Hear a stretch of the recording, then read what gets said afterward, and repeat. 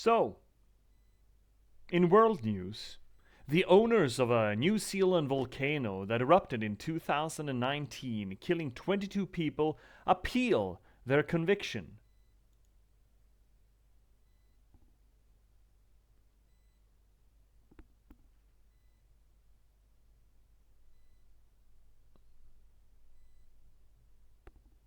It's not a maladjusted pit bull.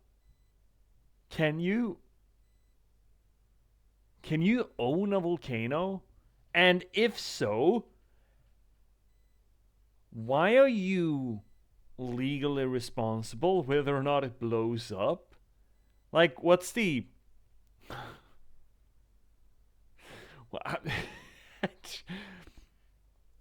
Associated Press, are you okay? This does not scan. What do you mean? What do you mean the owners of a New Zealand volcano? How do you own a volcano? And why are you legally responsible for it not to blow up?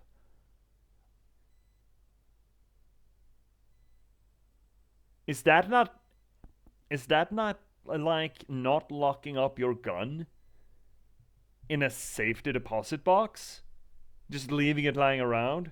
Is that the same thing? Are we on equal footing here? If you just leave your AR rifle fully loaded in the bathtub and someone just knocks in and, go grabs it and then shoots 22 people, is that the same as just owning a volcano? And the volcano just, oh, I'm gonna burst! Pooh! Right? How... Maybe this is a New Zealand thing. I don't know. Look, I just saw this headline just before coming online, and I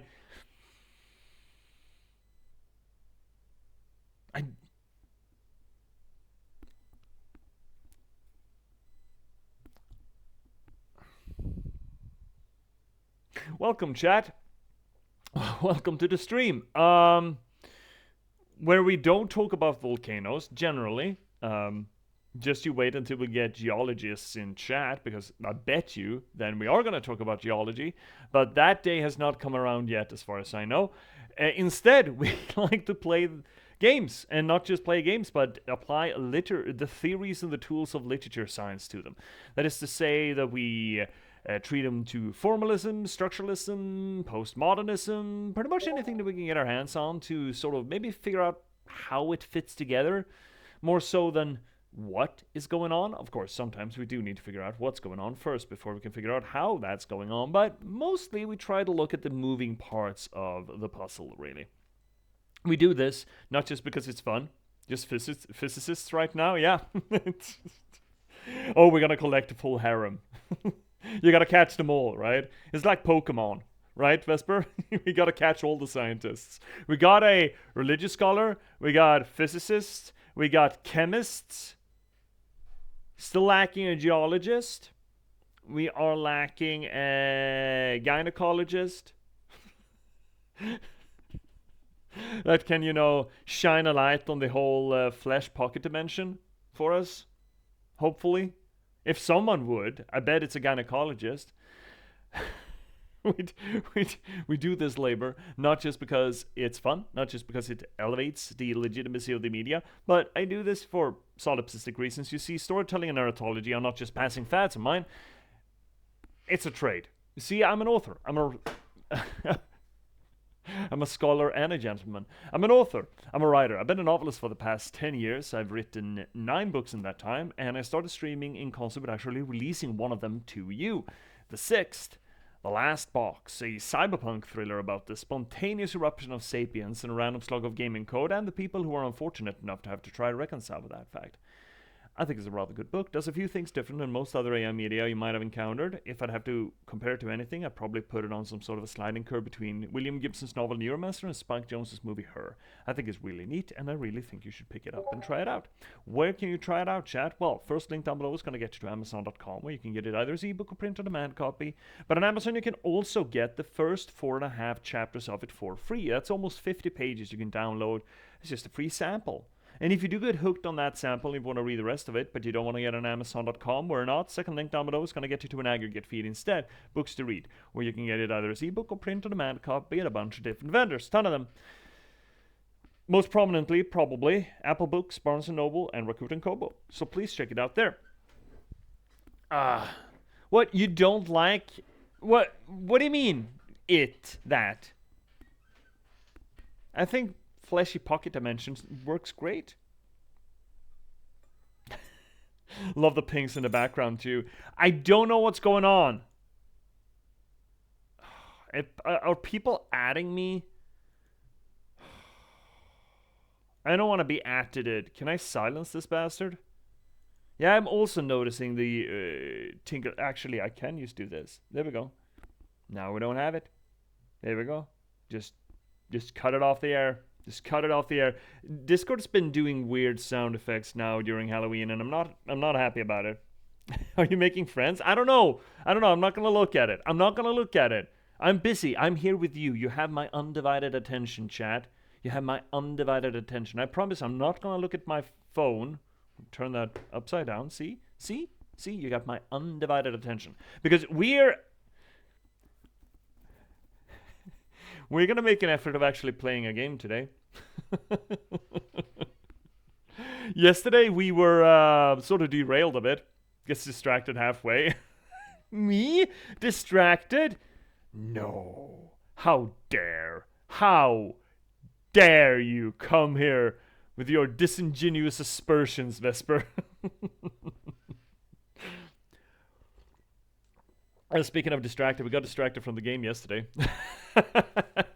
We started talking about radio waves and then went into electron spins, and we just couldn't get out of it.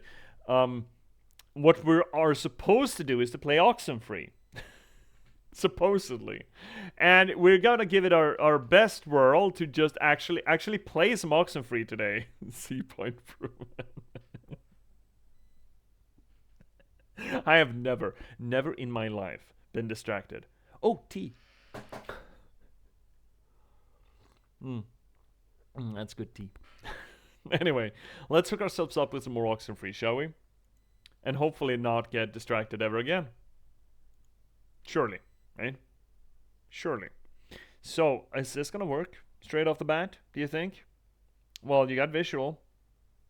I have never been distracted. Ooh, tea. Ooh.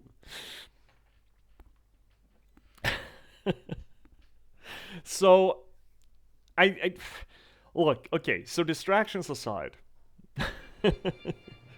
I feel a little bad about the fact that we sort of got derailed from talking about Oxenfree as much as I'd like to. I would have wanted to yesterday. So let us start off a little bit, because I do have thoughts about the general atmospheric setup of the game. We talked a little bit about the intro sequence yesterday, not so much in medias res, but having Ren, one of the characters here, as a sort of an exposition fairy, whose general proclivity of, gossiping, I suppose, permits us an opportunity to get in under the skin of the people, well, all the characters in the piece, which I mentioned is not a bad way to do it. But there's another exposition fairy reason, an exposition fairy godmother in this game, that I feel like we should point out. So, we got, 5 teenagers who have gone out to an island after sundown when no one's supposed to be on the island. It is littered with military radio installations, and we did a thing with a little pocket radio that did a thing and made noise, and now things are spoopy and everyone's spread out. And these 5 characters are, of course, they're following certain, trends, as it were, in horror fiction, as it were, horror movies. We got the blabbermouth Ren, who's serving one kind of exposition fairy. We have the protagonist, who has a haunted background by having a brother that died. We have Clarissa, the queen bee, who has a bone to pick with the main character. And then a vagrant love interest that we don't really know much about. Other than that, our blabbermouth gossip Ren has the hots for her. You know, in standard teenage fashion. There is one character, though, that sticks out. Well, it doesn't stick out in the format, really, but I want to talk about them specifically, and that is the character of Jonas, right? The fish out of water. The character who doesn't quite belong with the group. There is a reason why you want to include a character like that.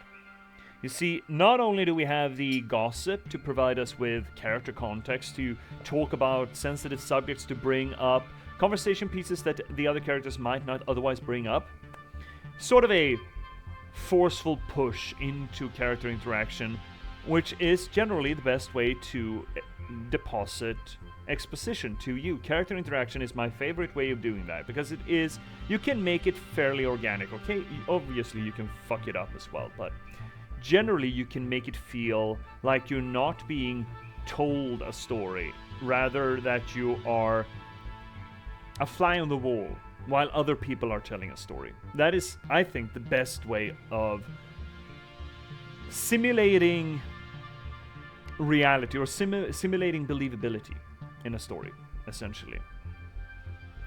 So what does Jonas bring to this table? Jonas is the fish out of water, the new kid on the block, a person who is not comfortable or familiar with these other people, or with the island for that matter. Jonas is essentially filling the role of us, as it were. We don't know the island, we don't know the people in it, and since Jonas is here, and Jonas, by being here and not knowing things just as poorly as we do,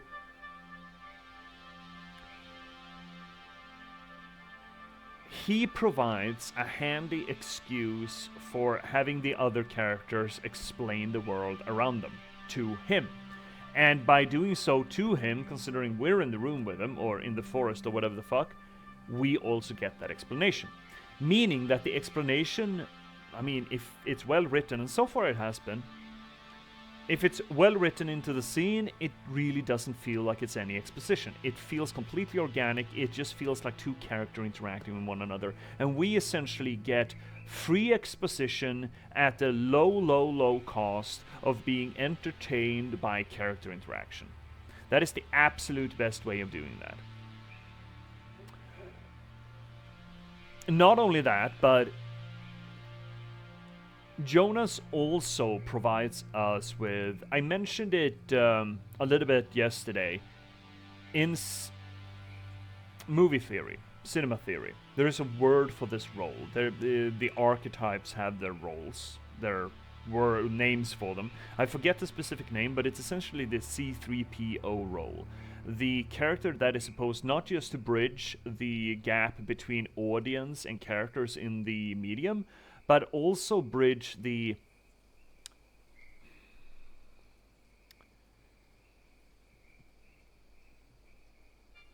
reasonable emotional responses to what's going on in the media.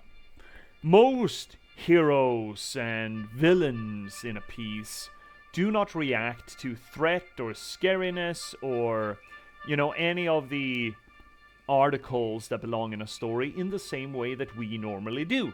They interact nobly or courageously or villainously or, you know, whatever, to whatever's going on the screen.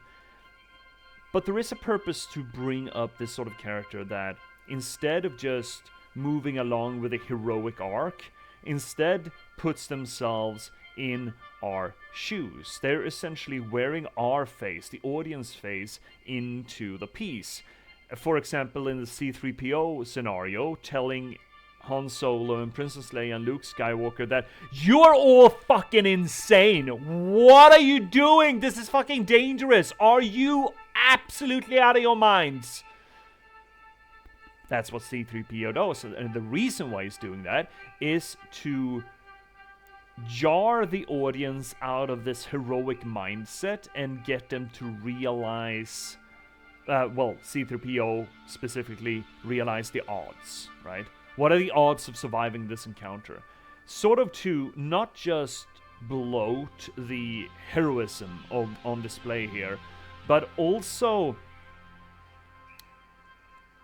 concretize the consequences and the stakes of anything that's going on. So Jonas here, number one, he's a city slicker. He is not comfortable with just hiking around a forested island in the middle of the night. Fair, dinkum. I don't think a lot of us would be terribly comfortable with just being shoved into that setting, while Alex, our main character, is just, I'm just gonna take a trip up the mountain to rescue my friend because he's scared, right? That's not a common reaction to this setup, right? Also, Jonas is kind of freaking out. I mean, he drew everyone into this, sure, but he's kind of fucking freaking out about the weird bloops and the blips and the weird messages and locked doors and everything. He's losing his shit, as I bet most people playing this game or watching this stream would as well. Providing us with this tether to reality that is supposed to engender a sort of emotional legitimacy to whatever's going on the page, or in the game, as it were. And so far, it's doing it pretty well. It feels reasonable. It feels correct. Of course, that can easily veer over into, oh, you whiny little boo baby. Shut up. Let the real heroes do their thing. So far, I don't feel he's gone over the ledge. There's sort of an uncanny valley, I think, effect of it, maybe. You should do it really well, or you should do it really poorly, where you essentially become comic relief. If you do it midway, people are just going to be frustrated with you, or with the character, that is to say. And so far, I mean, this plays out, I guess, essentially like a character drama. And that is not a bad set piece for a horror story either, right? A lot of horror stories, as you no doubt have seen, use personal trauma as a backdrop for the horror that precedes it. It's so very often that the protagonist, the main characters, have some sort of a trauma with them into the story. They've lost a brother, they've lost a daughter or son, they've lost a loved one, they're going through therapy or whatever the hell have you, they're suffering from PTSD.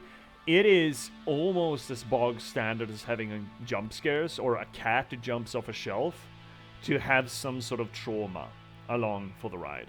And here, of course, we got that, not the looming trauma per se, but the looming readjustment of Alex's dad and Jonas's mom moving in together and getting married in the wake of Alex's brother dying. So we almost got a double whammy there for the trauma. We got dead brother, who at least Clarissa is also suffering from, and we have that realignment of the family unit. Some trauma that can be shared between Alex and Jonas, neatly enough. So we got a lot of moving parts. We got a lot of these backstory backdrops, which are handily delivered to us, either through Blabbermouth McGee, Ren, or for that matter, New Kid on the Block, Jonas. All of which actually works really well. It's well delivered. It's a little bit too Snapfire, I feel. There is a specific era of young adult fiction, gaming, maybe specifically, where the dialogue is almost hyperactively snappy. It's almost Gilmore Girl-esque, right? I like to remember that Life is Strange also did that, and portrayed these children, these teenagers, as overly, I would almost say overly cultured. Maybe that was a legitimate mindset circling around in the US in the noughties, I suppose, is when this is supposed to draw its inspiration. I've worked with a lot of teenagers, and though they talk a lot, they rarely say anything clever or, you know, know much pop culture, while these kids are just fucking rapid firing it. Almost Josh Whedon-esque in dialogue. I mean, it's fun to listen to them. It's just, I wonder what it was around this time. Noughties, tens, where the adolescent, the teenager, was lifted to this elevated status as the sort of, I don't know, protector, aegis of pop culturalism.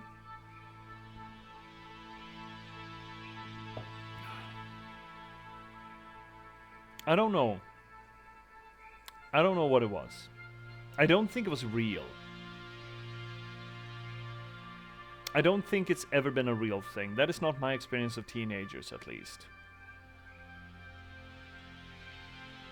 These days, it's just fucking skibbity toilet here and there, right? It is not actually be able to, you know, reference Tarantino flicks left and right, or talk about Sylvia Plath, or, you know, other such things that you would encounter in this sort of oeuvre, I suppose. And maybe it is some sort of a nostalgic thing, coming more from the developers. It's a beautification and romanticism of where they believe they were, or where they wish they were, or who they thought they were when they were in this age bracket.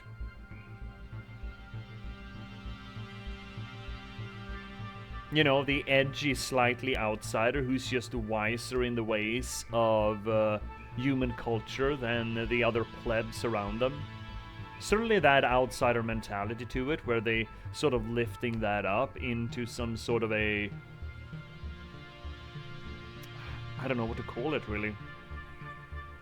Some sort of pop cultural savant, almost.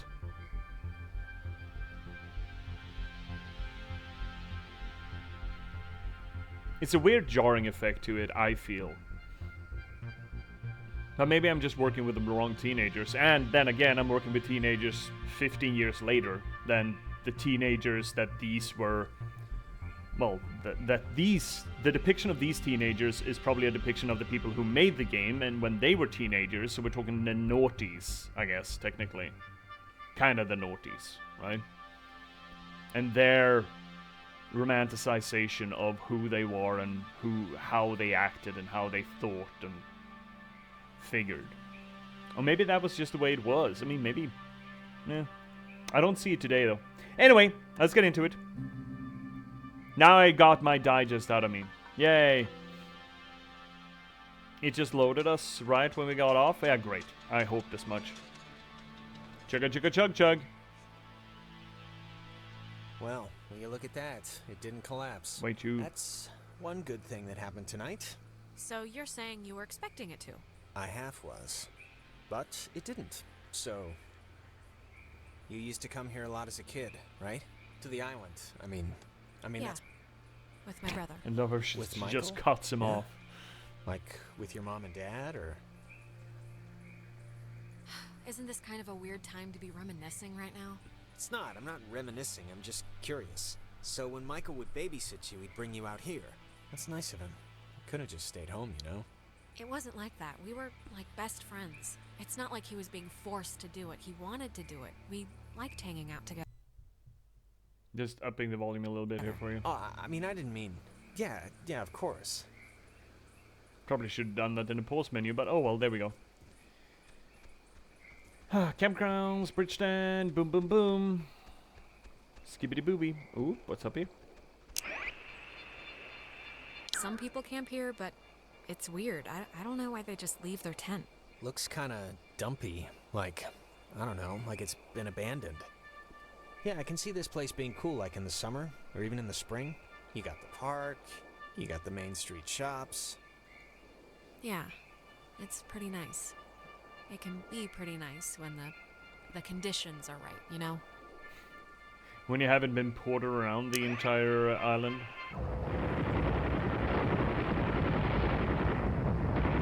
That is war sounds, right?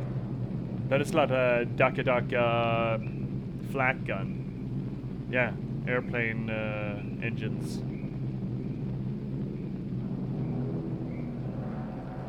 And then Cthulhu in the background. Fantastic. That's a weird thing to have over the radio.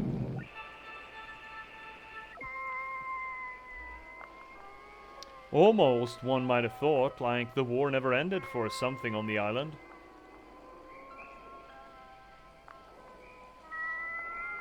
This is a kind of creepy little tune too.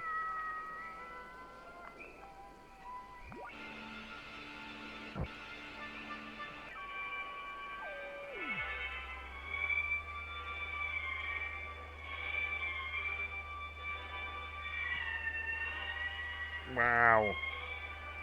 So is no one curious as to where all these signals are coming from?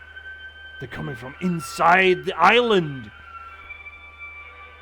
Wow. Oh, it's a harmonica. Okay. Yeah, that's better. Okay. Then that's not that bad.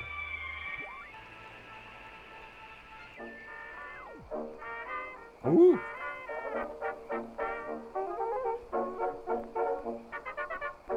A lot of old-timey music too, which is a little bit weird. How do you get Britney Spears on this thing?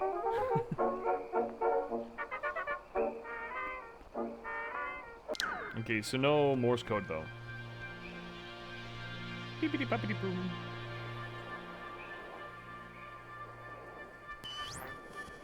You used to come here a lot as a kid, right? Wait, To what? the island. I mean that's what Ren made it sound like. Wait, something just Do you happened. ever get deja vu? I feel like didn't we just walk through here? Huh. Now there's a That's fireplace. funny. I don't think we have. I only mention it because my family trips were awful. My mom would always insist on going to Missouri every single year. Ugh. I mean, it was all we could afford, but still. That's a long drive for...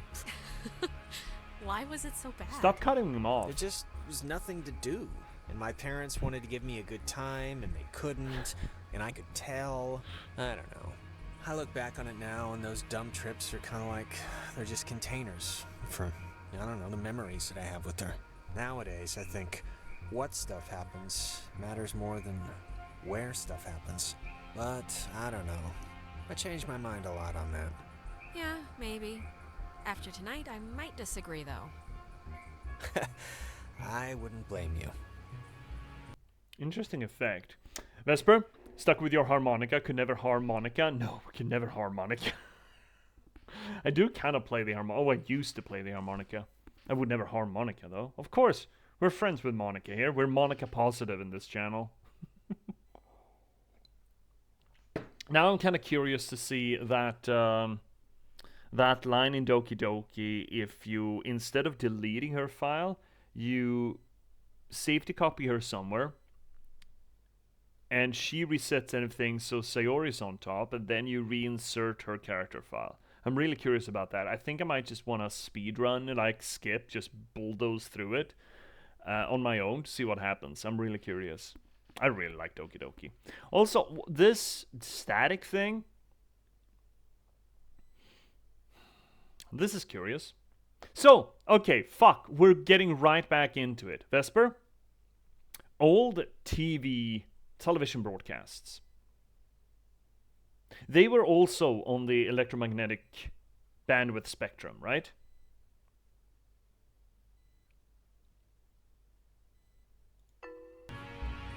Because this looks like... I had an old-ass television back in the day where you had to scan the bandwidth for the channels every time you booted up. It didn't have an internal memory. And this is way back in like the early 90s, really, and it was a shitty TV back then.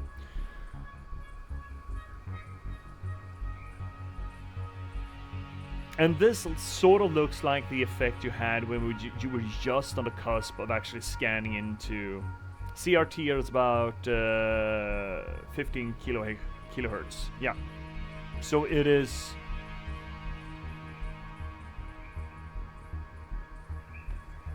a lower frequency then.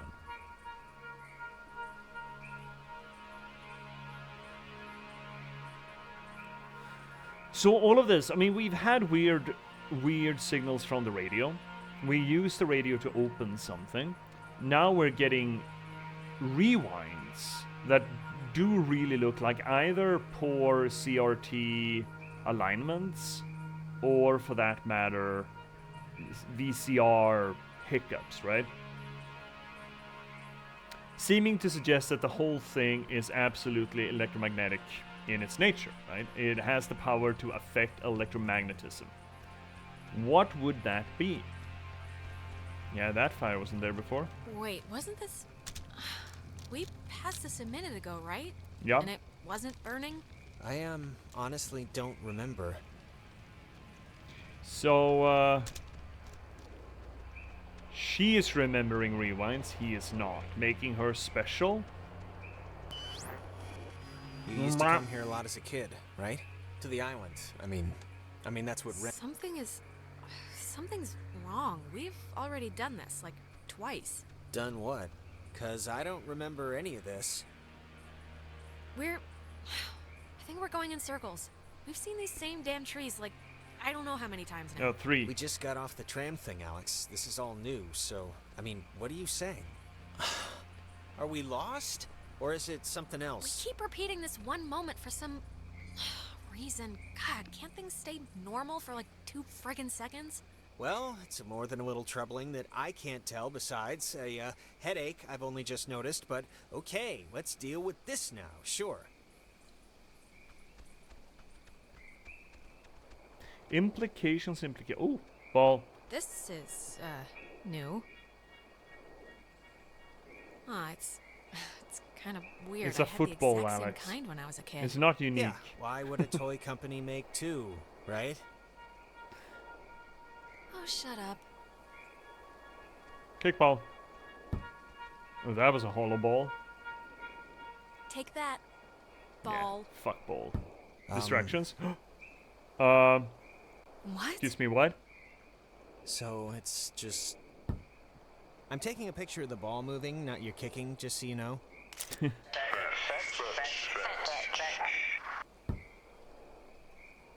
Yeah. All right, who are you? Maybe don't That's Bumblebee, antagonize right? whoever. Okay. That's Bumblebee, right? I think they have a sense of humor. Oh, what's that? Don't want to play anymore? Football just brains her right in the forehead.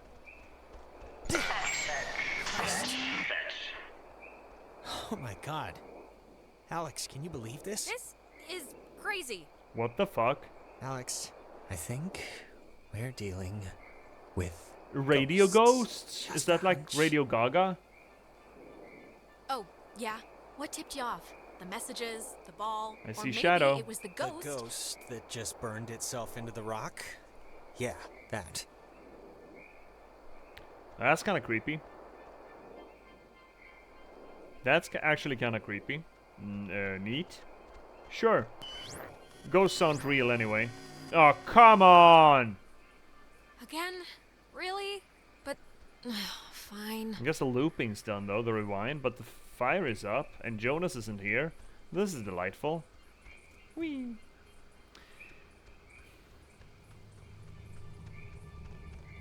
So what are the general use cases or reasons for doing these sort of rewinds and spools and having 2 characters not recognize reality in the same way? A general tool for that is to undermine the legitimacy of our perspectives, of what we see, what we perceive, right? It is essentially to set up an argument for the unreliable narrator. Is it all in her head? Does it shift? Does it, what is the real reality is essentially the question that is proposed by effects such as this. And especially when other characters don't perceive it.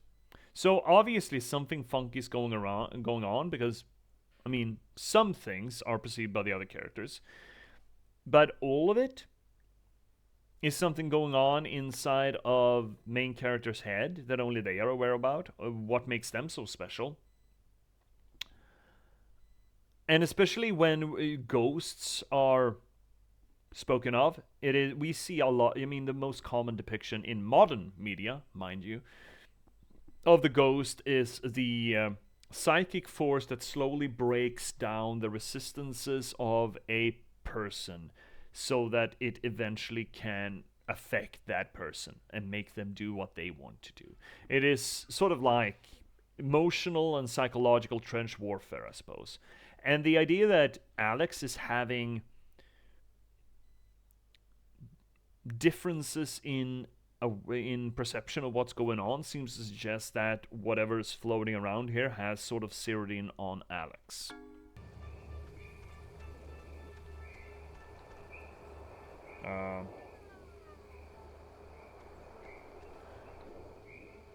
Whoa, wait, what's happening? Uh, oh shit. Tell Michael to break up with Clarissa. It's for the best. What are you? What's... Wait, we've Wait, what? done this before. Okay, there's got to be a way out, or... It's alright, we must have just missed, something. Are you... Can you kind of remember more now? It's starting to stick. Yeah, I mean, it's still sort of foggy, but whatever, I'll deal with it. Ever get that feeling of deja vu? I don't know, Vesper, do you ever get that feeling of deja vu? Deja vu is really just reality, causality trying to gaslight you. What is this now? Huh. This is... It's just like the armoire in the cave. Super duper old, but in, like, new condition. It's one of those, magnetophones, I think they're called. Or some other reel-to-reel thing from the 40s. Real thing. Why would it be here?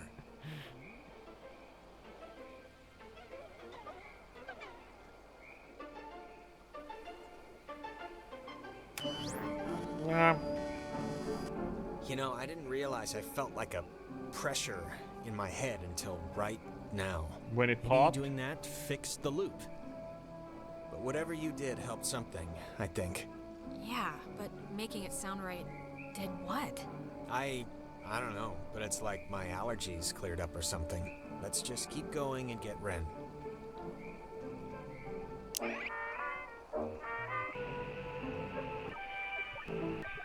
I'm suspicious. Okay, nothing new on the radio. On the radio, we heard November Rain. That's still around though. That's good to know. So there is some permanence to the loops. Great. Fan-fucking-tastic. So, okay, so what is the representation then of the magnetotape? Or whatever. How does magnetic tape recordings actually work? When we're talking about music. Let's take an 8-track. Chat, Vesper, I need help here. How does an 8-track tape, a cassette tape, actually work? How does that generate... I understand that there are... No, I guess I don't. What is the interaction? I'm assuming that it's a transference of information based on... You're subjecting the magnetic tape to electromagnetism. A field that apparently is minutely varied enough to carry information. You subject the magnetic tape to that, and then you can read. It's sort of like an imprint, but in magnetism, in electromagnetism, on the tape that then can be read. Is that how that works? What is it in the magnetic tape of, like, cassette tapes that is so sensitive to an electromagnetic field where it can pick up even such minute differences? How do you code information in a magnetic field? let's focus on the cassette tape. How do you code? How many songs were there? There were the sides too, so it depended on. Wait, was the side which real? No, it wasn't. It must have been which side of the tape. Obviously, we got 8 tracks, and then 8 tracks again on the B side.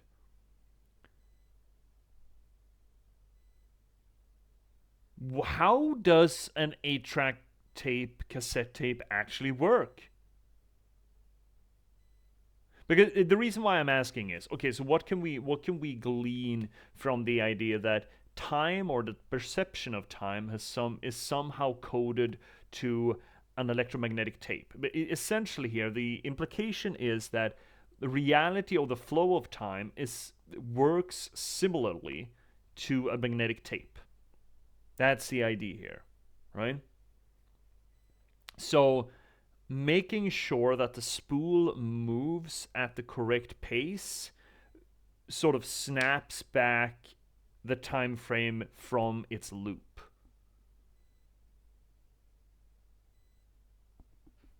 That is the implication here, right? So again, with the association of electromagnetic waves, there's something fucking up with the electromagnetic waves, and that magnetotape thing is a representation of sort of spooling it correctly so it doesn't loop anymore. But again, how does... So, ghosts, huh? Ghosts. What do you think they want? The ghosts. I think it's usually like justice or something. Vengeance. Yeah. I just hope they want to, like, play soccer every once in a while, and that's it. Probably. Notice the stack of stones. Shouldn't there be a thing then? Yeah. Yesterday, the remains of 4 bodies were discovered in 2 cars submerged west of Cape Mears. How the cars got in the water, no one...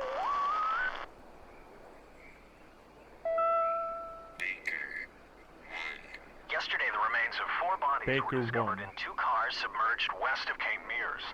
How the cars got in the water, no one... Okay, so there's absolutely things to unlock with a pile of stones. Great, now we know. Fantastic, fantastic.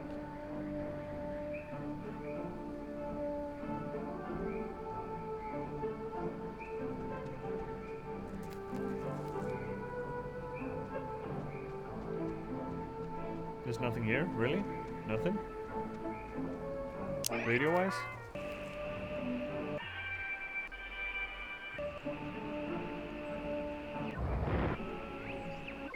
No, okay. Let's see here, Vesper. So, sound vibrations from a microphone get converted to an electrical field output, which then creates a magnetic field on the tape. This leaves an imprint as it interacts with the molecules. Okay, sound vibrations from a microphone, sure. It gets converted to an electrical signal, I understand that. Electrical field output? What is the difference between an electrical current and an electrical field? I thought that the magnetic field was the field generated around an electric current. Now, I can sort of understand if you're translating sound into an electric current, then that current's fluctuations in accordance to the sound recorded would affect the magnetic field surrounding that electric current. And hypothetically then, as we spoke about yesterday when we talked about magnets and how essentially magnetism works, not really, but to help you relate to it, magnetism sort of works like a virus in that it kind of infects the electron spin in metals.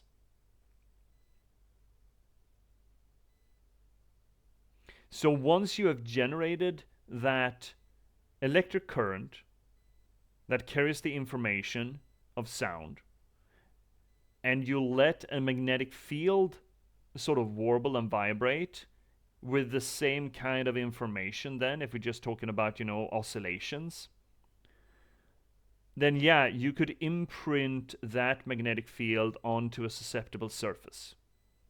An electric current created an electric field from positive to negative flow. Using the right-hand rule, yeah, creates a magnetic field perpendicular. Yeah, I know about that right-hand rule. Yeah, around every electrical current, there is a magnetic field.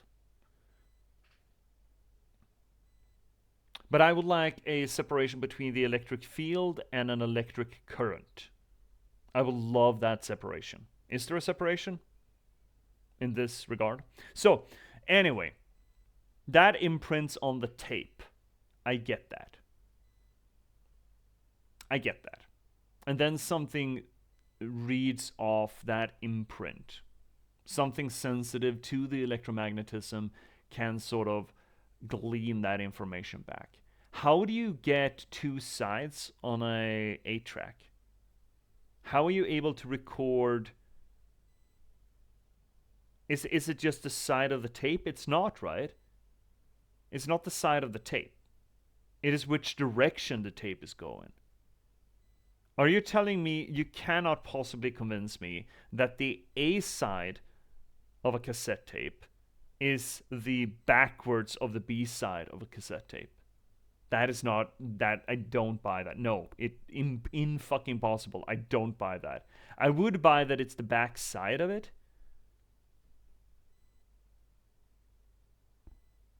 How?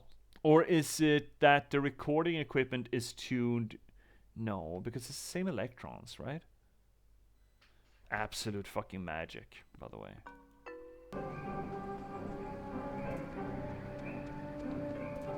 So the idea here is that, I guess, reality, or our perception of reality, is getting heavily influenced by electromagnetic waves.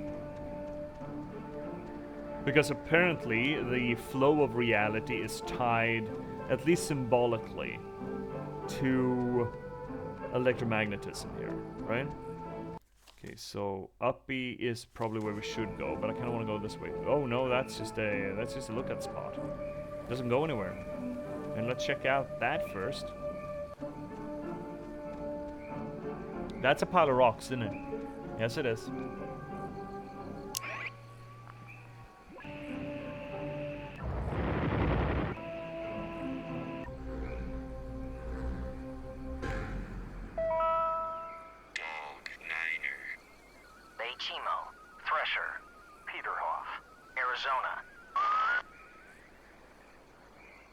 That is definitely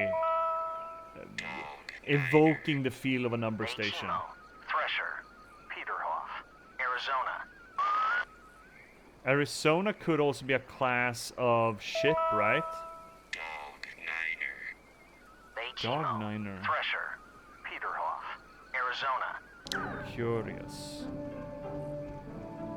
Can we do those collect somewhere? Oh. That's certainly a ghost. Delightful. I will love if we could collect those things. I remember this. The two Jacks carved their... Jack Mitchell and Jack Ladd, they used to hang out together all the time. And they carved their names into this bench on a school trip once. You don't care, do you? No, please, keep going. Okay. Sure. On another school trip, they... Stop. Okay then.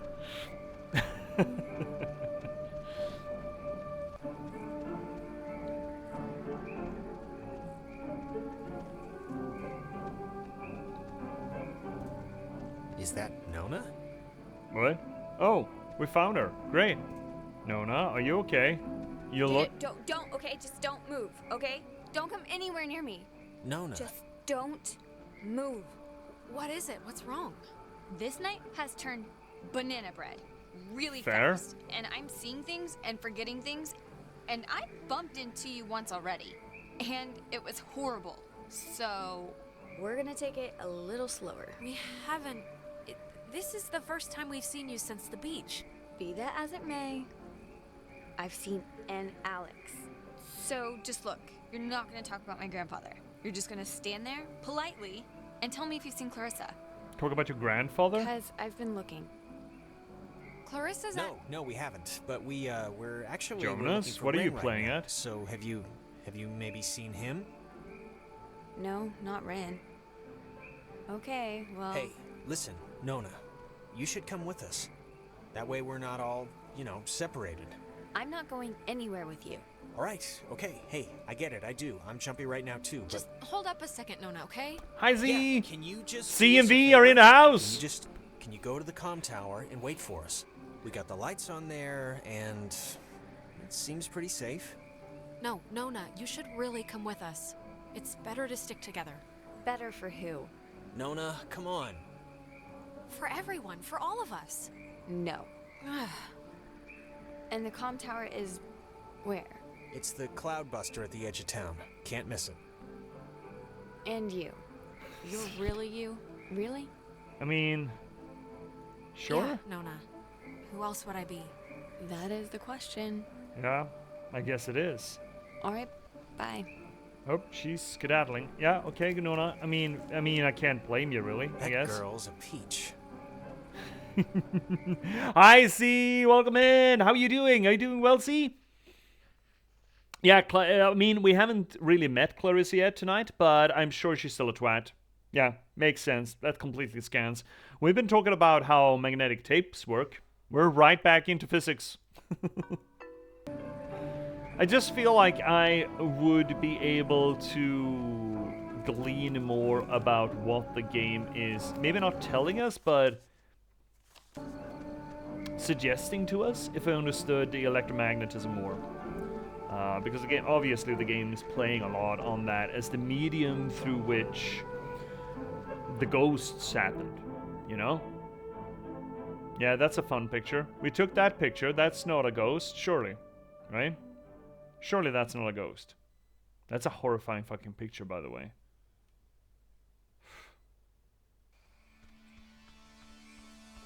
Right, I'm sure everything is fine. Hey, just for me, I want to know. Back at the bridge, why'd you flip the switch yourself? You could have let me do it. I'm just curious. Oh, come on, Jonas. Are you still on that? We were stuck. I wanted to move things along. The end. Dude. All right. Why? I mean, because Okay, you that hadn't must be done the it. way station. And actually, help me understand, why would an island need anything like that anyway? Like, nobody's going anywhere. Doesn't the whole thing just go in a circle? This was a mining island before the war. And the land, as you can tell, it wasn't really conducive to most different ways of transport, so they dug into the hills and laid down tracks and carted the coal by freight to the pier. She knows a lot about this island. Can I ask you something? Oh my god, Jonas. Sure, fine. Yeah? You think I'm kind of a slacker idiot, right? Like, I wouldn't find any of this stuff interesting? What does it even matter? Wow. You think I'm an idiot. I didn't say that! You didn't say anything. There's all the evidence I need. Okay. If that's all the evidence you need, then Roger, Roger. Believe what you will. I'm not here to validate your delusions, man.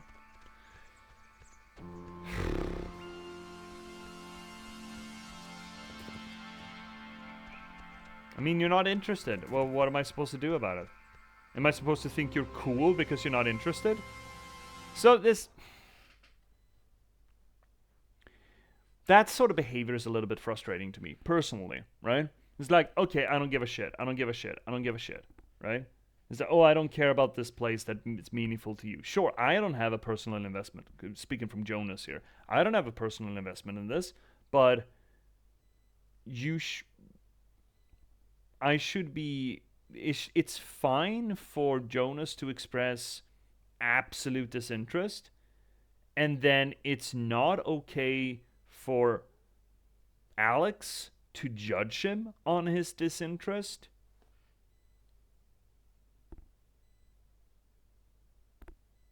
Of course it is. Anyway, first ad break is coming up. So we're gonna take 3 minutes and take care of ourselves, stretch our legs a little bit, and we will be right back here with more Oxenfree and more bashing on Jonas in just 3 minutes time chat. Please don't go anywhere meanwhile.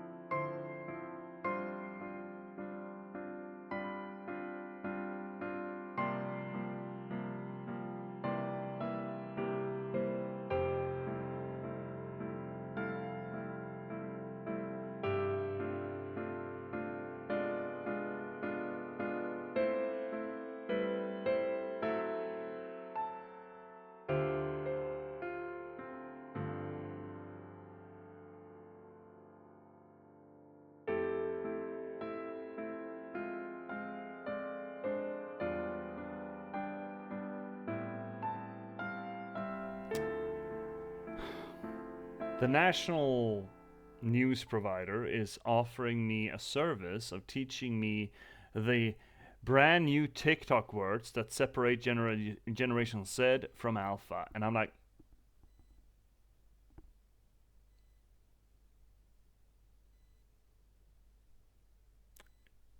don't care. I'm doing like Jonas. I don't give a shit. And if Generation Alpha or Z want to judge me for that, it's fine. It's fine. Absolutely fine. I welcome your judgment. So yeah, speaking of being judged, Jonas here suddenly... So, specifically when we were talking about teenagers, this notion that it's cool not to give a shit. Jonas is pulling that off. Yeah, I don't care. I don't care. I don't care. Oh, there's a mining station? I don't care. I don't care. And Alex is like, oh, I really like this place. This place is neat. I can tell you a lot about neat facts about this place. Jonas just, I don't care. And then Jonas gets butthurt when he starts feeling that, oh, my cool guy affectation doesn't scan with Alex. And then he gets his knickers in a twist because she's not responding to his dismissal. I mean, I know these are children, but fuck you, Jonas. It is not cool not to give a shit. Huh. I think I remember reading that this well is supposed to be the first thing ever built, or whatever, on the island, back in the 1600s. It doesn't have a sign or anything. It used to, I think. That's pretty cool. That's an old ass well. Then again, I do think it's pretty, I mean, sorry America, but it is a little bit cute, what you consider historic. Especially when you're coming out of, you know, I mean, Europe for one place, but, like, compare that to the fucking pyramids, for example. It's like, oh, welcome to the historic well, it's 400 years old. Greece and Egypt just... It's fucking what, mate? It's fucking what?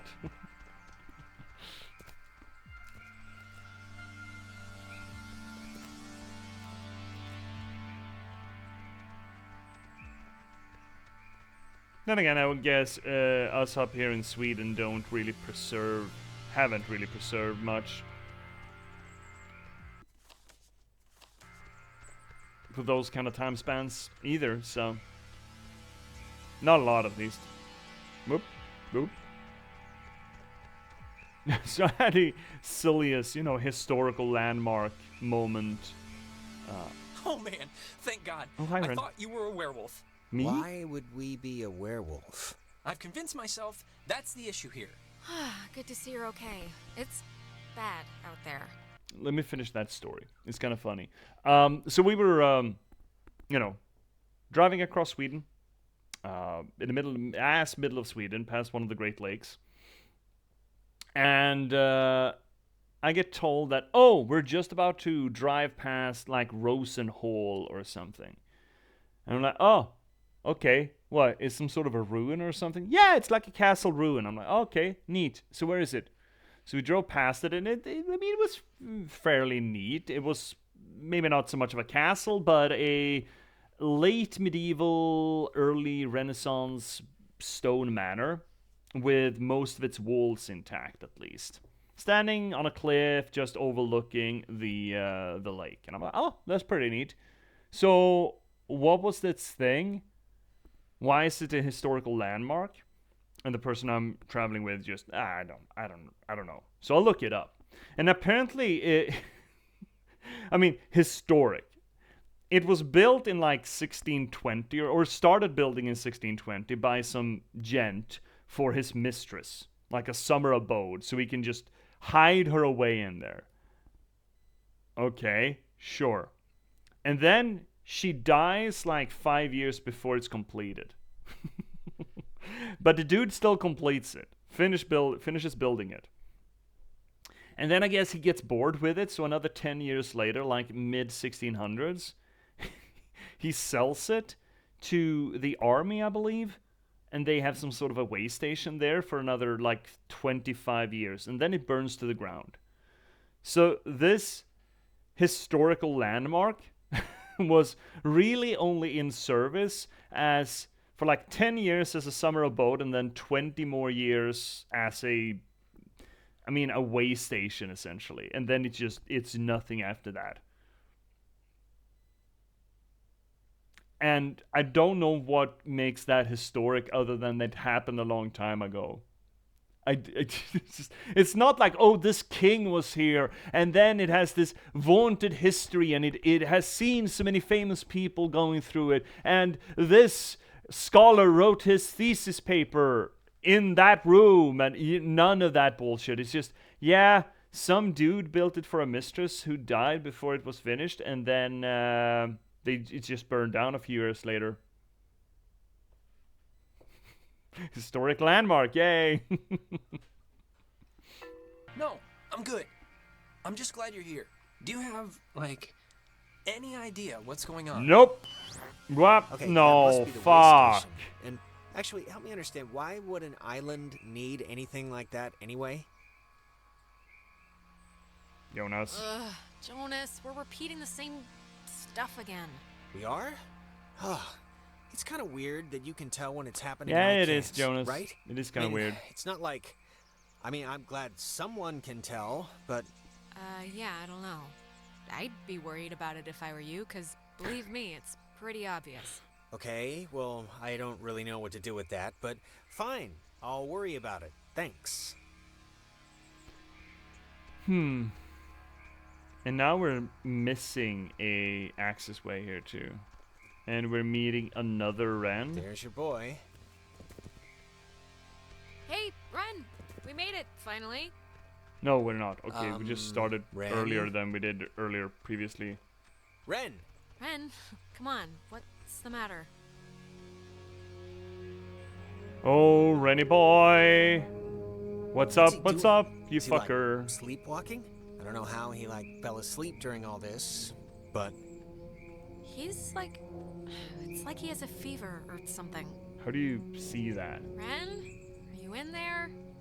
Come on, pal. The neighbors are here and they want to borrow some sugar. This isn't a guy on drugs. Not that I want to, like, alarm you. Ren! I hope you have a plan B. Question me all the time. It's like, huh? Huh? It's looking specifically Vesper, looking like a confused cat, just.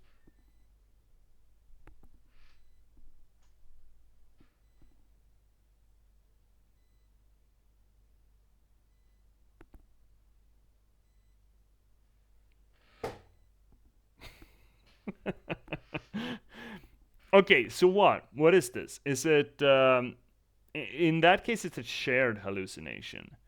The glitch, okay, so this glitching effect seems to me to evoke that sort of skip in specifically VCR tape, right? There are thoughts. They are not coherent. Hey, Vesper, you're in good company. I'm a fucking author. I'm lucky if I can string 2 words together on any given day. Coherency? Vesper, you know we don't do coherency on this channel. Just ask C where the forks are.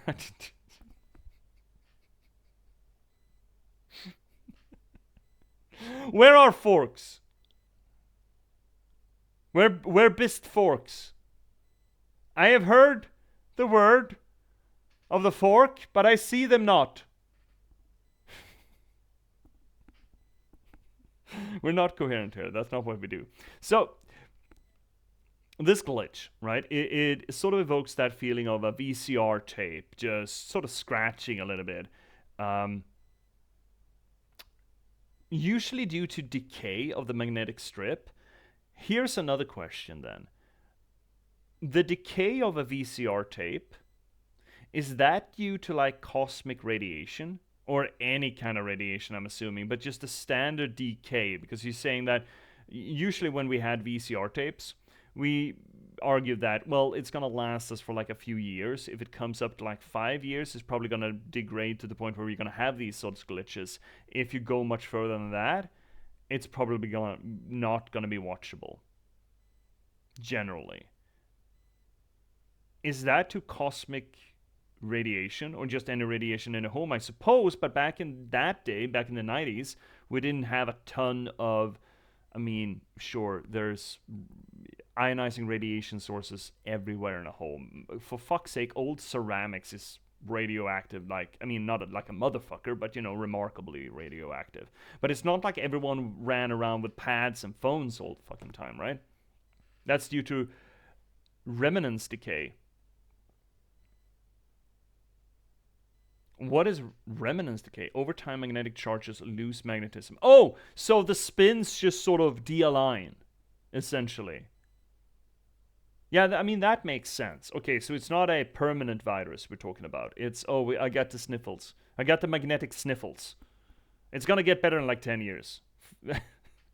I suppose. Okay. So, what are the implications here? When we're looping, we're getting this static to it, right? They leak charge. Wait, the electrons leak charge? Or they leak spin? I thought the magnetic field was largely due to the electron spin all aligning with one another, so they don't sort of cancel each other out. But they, instead of canceling each other out, they perpetuate or strengthen each other. I'm just trying to wrap my head around it using my own language here, which is, you know, mixed. This is not a great way of teaching a dumbass electromagnetism, right? Me just spouting out question after question with chat lag and spoken word versus written language. Magnetic charge. Okay, yeah. Oh, yeah. Okay, great. Then I think I understand it better. Okay, so, but then again, let's roll it back. So what is the implication here of this static? So, because it does look like sort of a VCR tape getting decaying sort of thing. And we're seeing, what? Alternative timelines? That is one idea. Alternative probability, which is, I mean, 6 of one, half a dozen of the other, vis-a-vis alternative realities.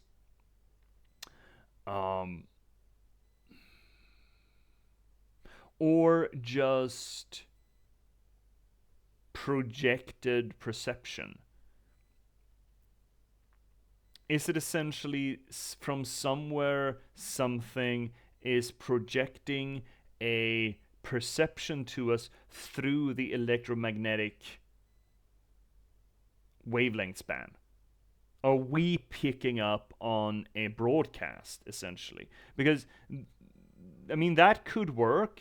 That could work even as a shared illusion or shared hallucination. It would be a little bit weird that everything's respooling. It seems like there is some sort of correlation with actual reality with that.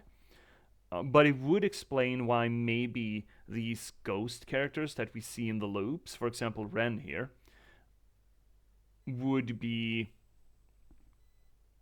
interpretations by the sender rather than the actual character, right? Because the question here, is this the real Ren? Is this Ren? If it is the real Ren, it is obviously not our real Ren, but a real Ren. If it is not the real Ren, then one would argue that it's just one of the ghosts wearing Ren, right? There are thoughts, they're not coherent. Yeah, me! CMV finding themselves over coherency, bonding over coherency. So, I'm curious about the read here. Because obviously, since the game developers include this static to the experiences, obviously, I mean, I think the effect of undermining our perception of what is real and what is not would have been better without that static. But of course, there's an added creepiness effect to it if reality starts developing this magnetic static, right? So greater creep factor or better discombobulation factor? Because this effect is less discombobulation because we can tell what is quote-unquote real and what is not. But on the other hand, it does feel effectively jarring. I mean, it's essentially wavelength or electromagnetic Dutch angle, I suppose.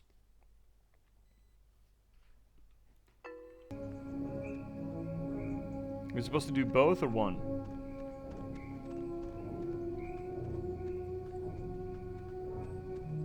I don't know if you remember, but the last time we got stuck, we used one of these things to get out of it. So I'm not just messing around right now. Aren't you, though? Yeah, I remember. Kind of. Kind of.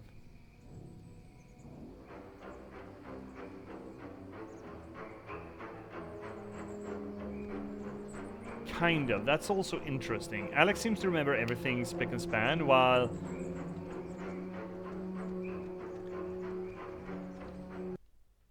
for Jonas, it's rewriting his awareness and memory of a thing. Not perfectly, but enough that it gets fuzzy for him. What is it, Nola or Nona? Nona, I think. She seems to remember that a thing happens over and over again. Is it just Jonas that isn't attuned to it the same way? You could argue that maybe considering that these kids have been here before, they are more attuned to the background static or background radiation, and Jonas is just not, and thus he's not picking up on the loops.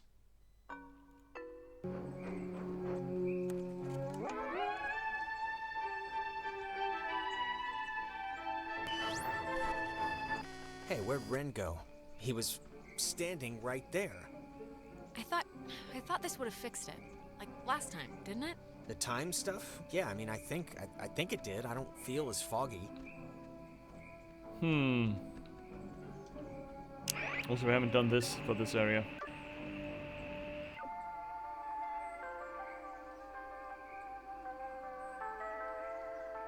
Sounds like the intro of a Cher song out of the 80s. Our beaches in the north. But what was our job going to be exactly? That's our job. About 3 square miles of limestone and coral. Okay, what do? We were going ashore through the choppy surf under the narrow beaches in the north. But what was our job? Some sort of war movie. Again, a lot of war associations to the sounds or the 3 square inserts. miles of limestone and coral. Limestone and coal. What do? We were going ashore Are these through the choppy surf recreated, under the narrow beaches in these the north. voice lines, or are they what was our taken job out of going to be old exactly? movies and shit? I thought I recognized A That's Wonderful our job. Life previously. About 3.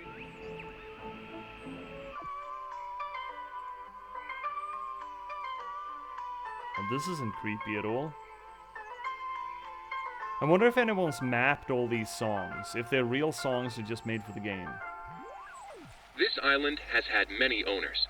Portuguese explorers, Spanish settlers, but few stayed long, preferring the ranch work offered by the mainland. After 1890, the island was gifted to Colonel Caleb Edwards for his part in the American Indian Wars, and he would lease it to several mining companies throughout the early 1900s. This relay station served as the center of a makeshift railroad that carted coal to northern and southern piers. When Edwards died, the government saw a hole in national security at the outset of World War II and decided to take control of the island once again, founding Fort Milner in 1941. This island has To behave with dignity and force toward in our state. Our does not want our taking our We have encountered a large population of Japanese Koreans. We have encountered a large population of Government of the United States. United States. To behave with dignity and force toward in our state. Our does not want our taking our We have encountered a large population of Japanese Koreans. The majority of these people are born American citizens. American citizens? Some sort of wartime broadcast? Ren! Oh, fuck. Now he's not here either? Ren must have used this to call us. Oh, it looks smashed. So do we return to the same reality? That's another question, right? After the blippies? Crap. I Yeah. don't... Maybe we shouldn't, go near him? What's happening to him? I have no idea. I mean, I know they say don't move somebody with a spine injury, but it's like... we gotta Don't do move anyone something, with a possession. right? This is a little different than a trampoline accident. He's like turning into the Star Child.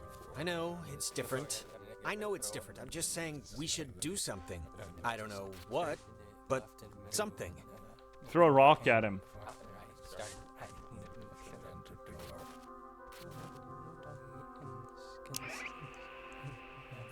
To behave with dignity.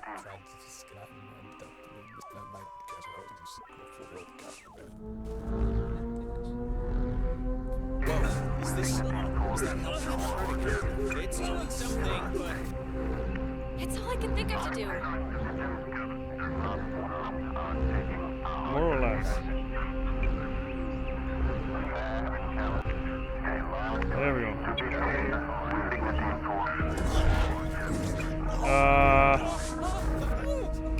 You gotta tell me if I'm killing you, Ren. You gotta tell me if I'm killing you, okay? Gotta tell me if I'm killing you, buddy. Where's the point?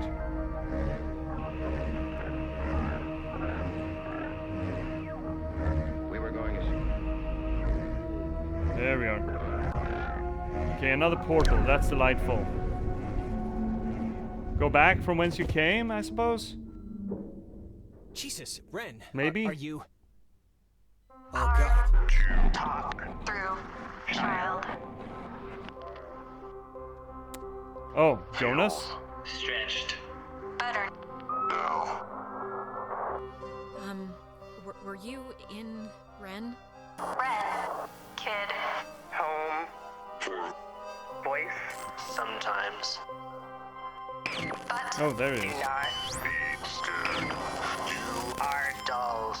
Would never. Dolls, eh? hurt. You. Can Won't hurt you. Can we, help you? Or... Leave. Possible. Maybe? But I don't really... Grounded. By Adler. The Margaret. Hmm. Pretty. little. Poppy. Maggie Adler. That old woman? What does she have to do with anything? Old woman. Was Young. once. We were. Young. Once. Sit. Still. Bear. Fruit. Tag.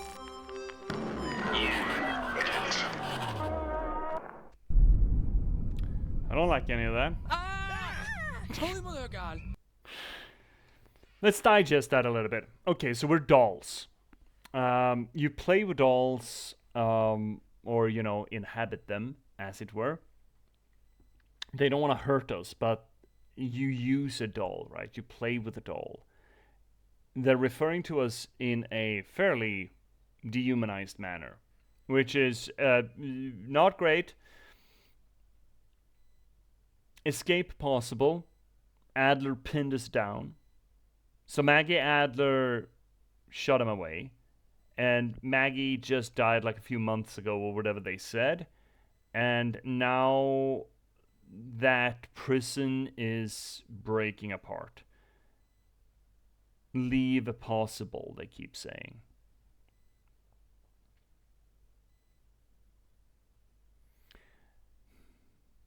I don't know how much my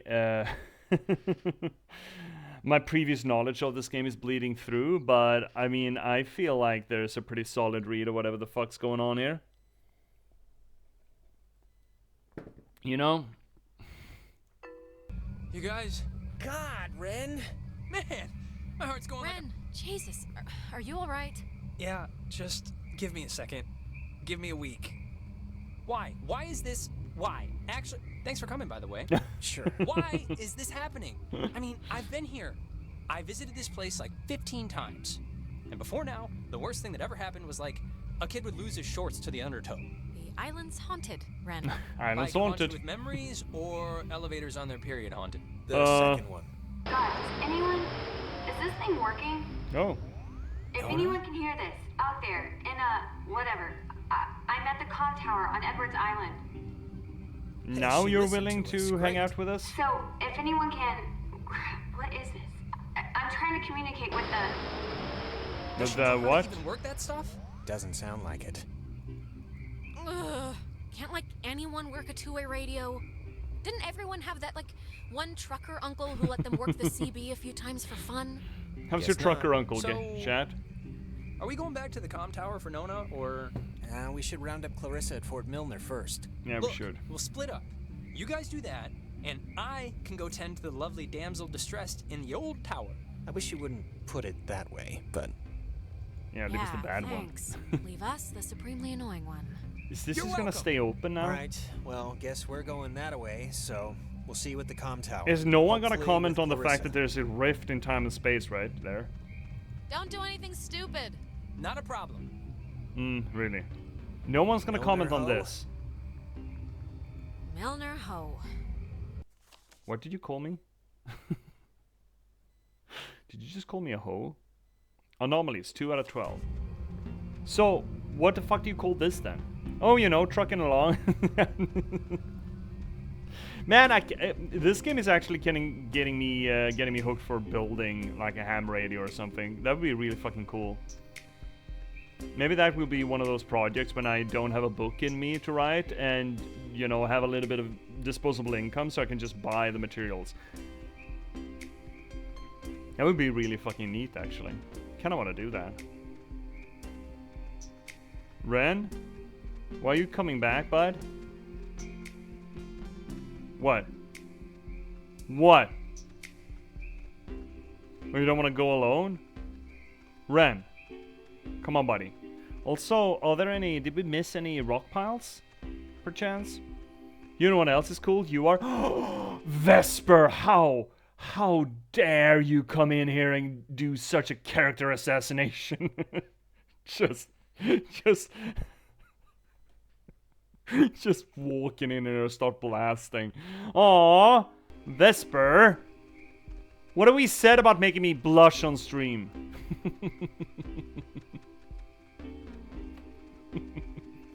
Absolutely got, by the way. Such a god. I don't... No, there wasn't any. Nah, no rock piles. No rock piles. Ren, are you going or not? You... Ren. Bugger on, bud. No, apparently he's not. Okay. Well, whatever, man. Do it whenever I can.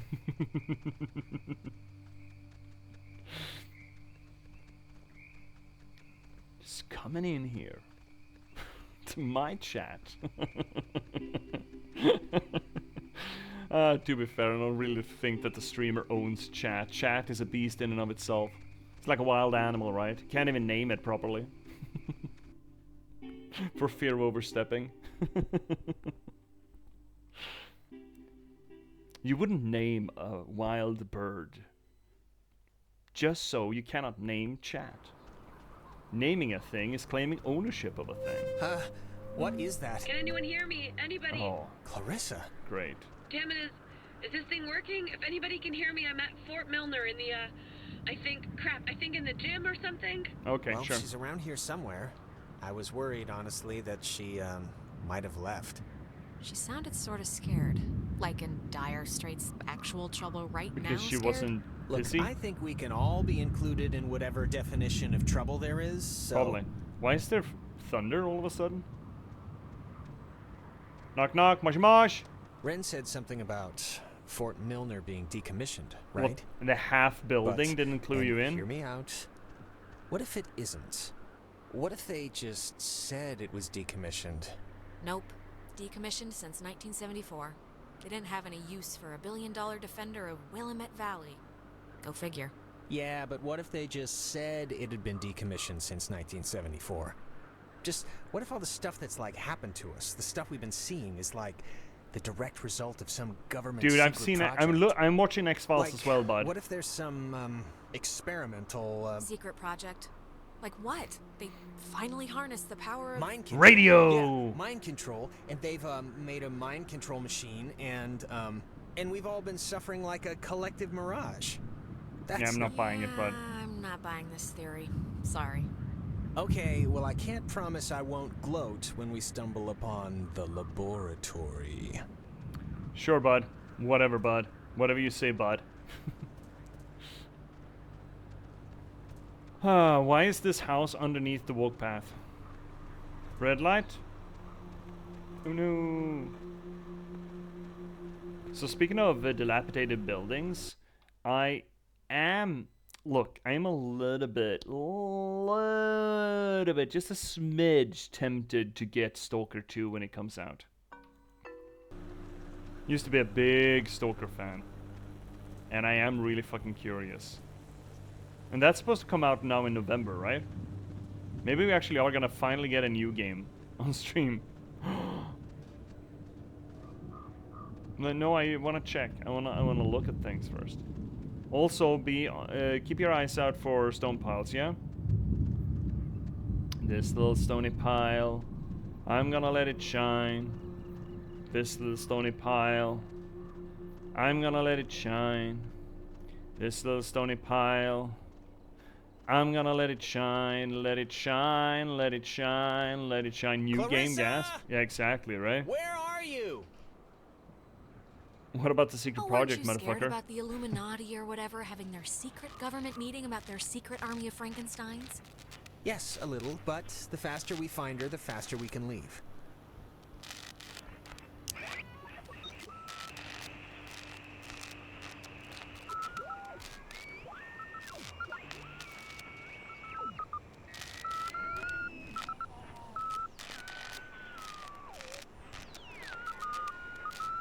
Is that not a Morse code?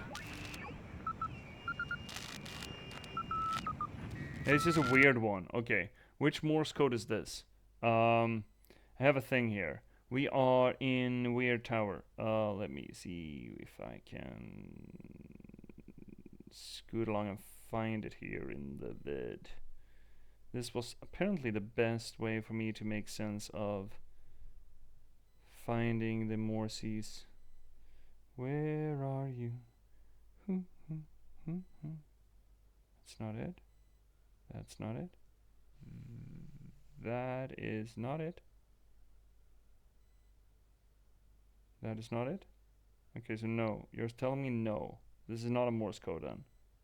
Are you for sure? For sure? Okay, maybe not then.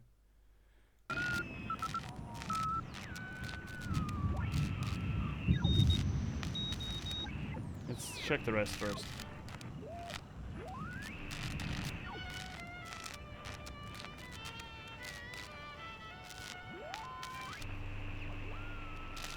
Do love me some violin. I wonder, could this be one of them there booby traps? Could be. Could this be a booby trap? Surely not. Surely not.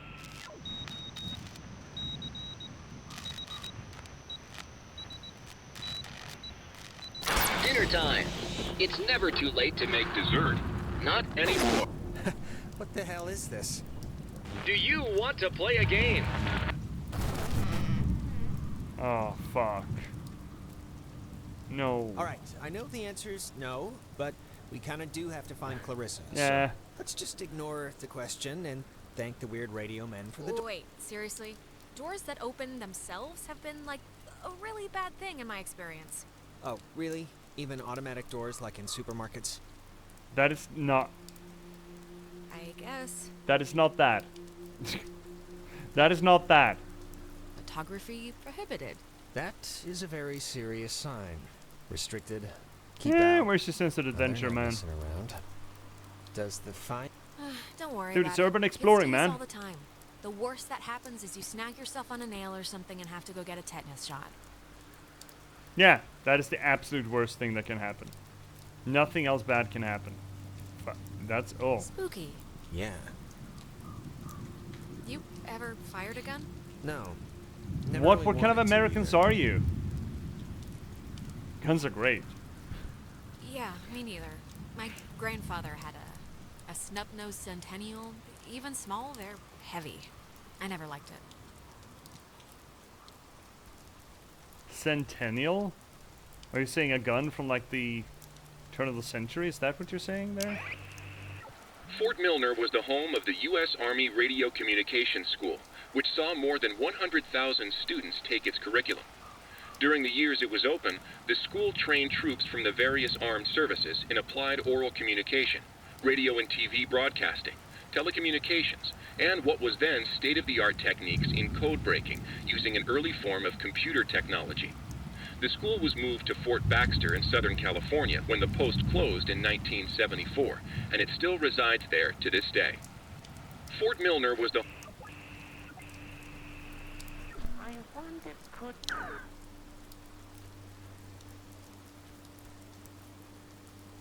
Jiggle jiggle. No? Okay. No jiggle jiggle.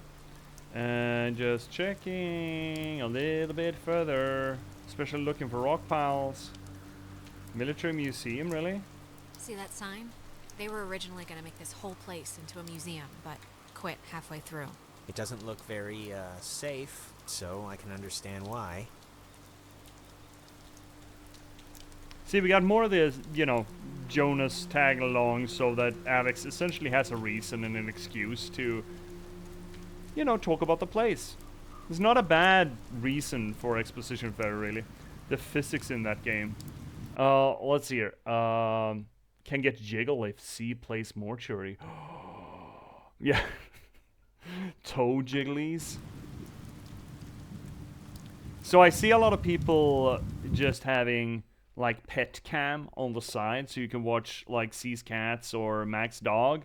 Should I put up a little a little camera under the desk so you can see my toes. I'm not gonna do that.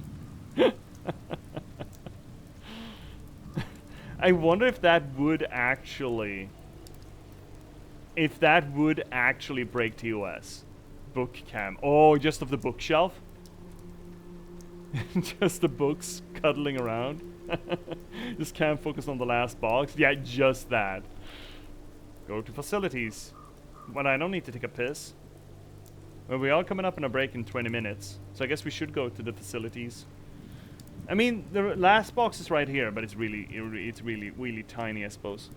It's right there. Right? It's right there. Also, I need to switch that out soon. I set up, I fixed, I think, the print on demand and the ebook version of the Patchwork Sovereignty today. I sort of fiddled a little with it, and I got the print on demand to work, to look like I wanted to. It was very fucking finicky, but I got it to work, I think. And the print on the ebook, I had to scrap a few things and just rearrange bits. It still doesn't look the way I wanted to.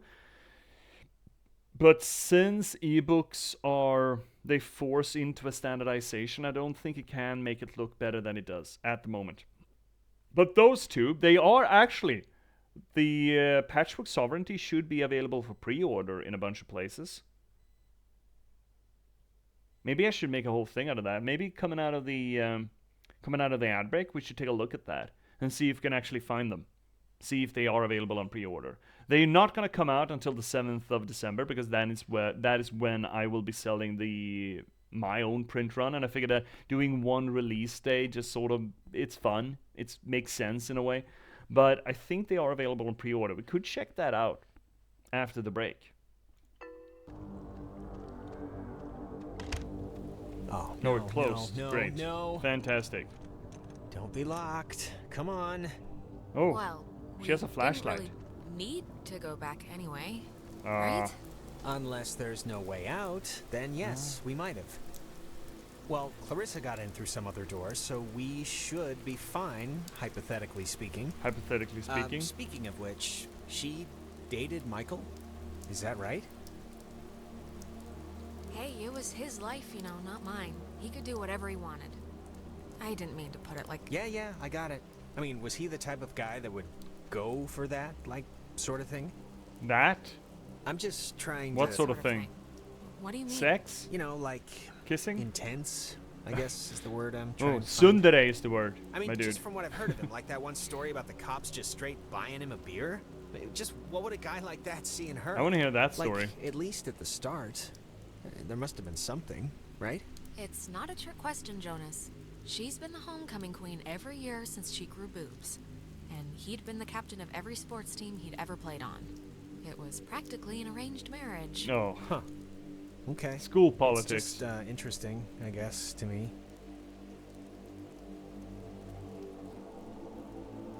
What's your type? Blonde, right? Nose ring? No. Tall, brunette, maybe a big hat, red raincoat. Oh! Lots of Hey, I know this one. Carmen Sandiego, right? I never saw the show. I mean, it didn't air here. That's Carmen Sandiego. Where in the world is it Carmen Sandiego? Mystique, been around the world. Yeah, You're it is. describing Carmen Sandiego. Oh, yeah. You know, that kind of explains a lot. Actually, it is, it is absolutely bizarre to me, personally, how some Americana things have just... Oh, it's on Barnes & Noble? Oh, yeah. Is it Vesper? Is it out? Is it up? Oh, my God. Maybe we need to switch over. I mean, Barnes & Noble is one of the bookshops that run through the aggregate feed. So I guess it would be. Barnes & Noble, Patchwork Sovereignty. It fucking is. Oh my god. Oh my god. Oh my god. Oh my god. Look at this. It's actually up. Fucking hell, man. Fucking hell. Oh my god. It's up there. That's kind of fucking cool.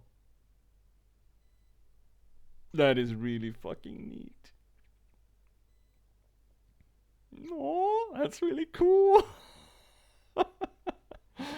I mean, it's not as cool as seeing it in an actual bookshelf, I suppose. December 7th, man. Yeah, I know, see, I know. But I do kind of want one release day, you know? I kind of want one solid release day. And that is going to be when I start selling the physical copies, you know? But that is actually pretty fucking cool. It should be available in a few other places as well.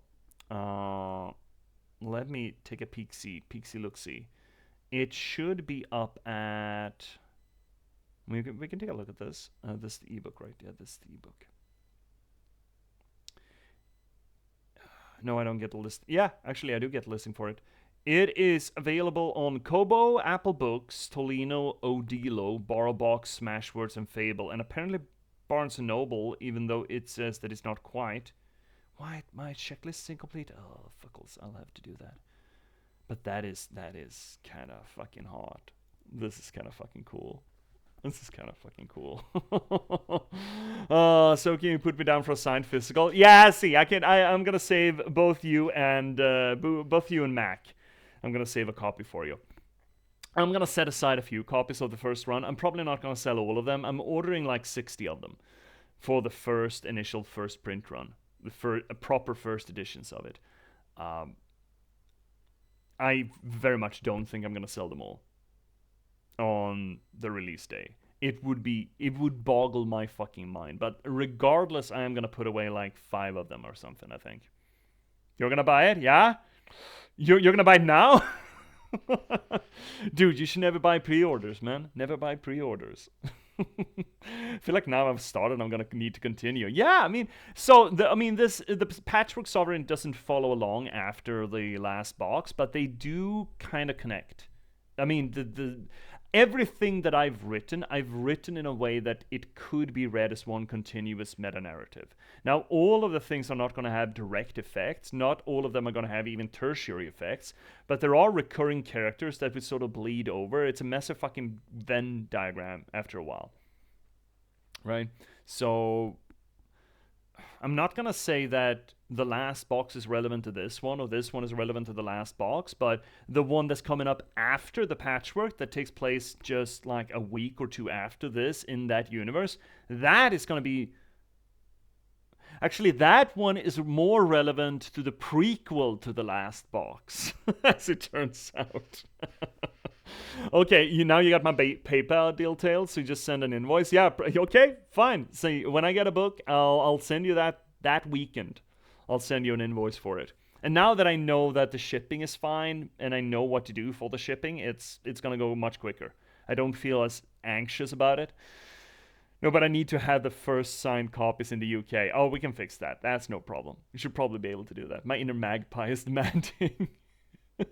We're gonna need... Yeah, I mean, Vesper, that is kind of the idea, right? That is, well, the idea, but a hope that sort of loose continuity, where even I mean, I know the things that are directly involved with it, and specifically the Patchwork Sovereignty. This might be a problem with this book in specific, because there are 5 short stories that take place in and around the events of this one that are varyingly relevant to the story of this one. I want to argue from, hoity-toity, I'm an author position, that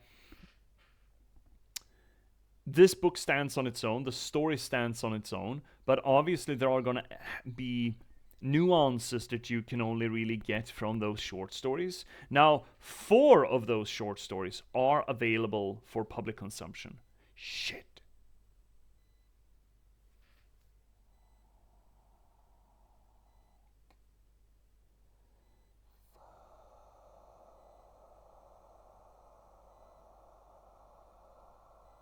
No, it's fine. It's fine. I just realized that maybe I should have put in a listing of the relevant short stories in the Patchwork somewhere. Nah, fuck it. So there are 5 short stories that take place sort of around here. 4 of them are actually available. for free, freely available. I still don't know if it's better to read the book first and then the short stories. I think that is the preferable order of it. But chronologically, technically, the short stories occur before and during. And I do actually have, I think I have enough short stories now set in the universe or tangential to the universe, enough where after or while or after the next book that I'm going to publish, after this one, I might just make an anthology of the short stories.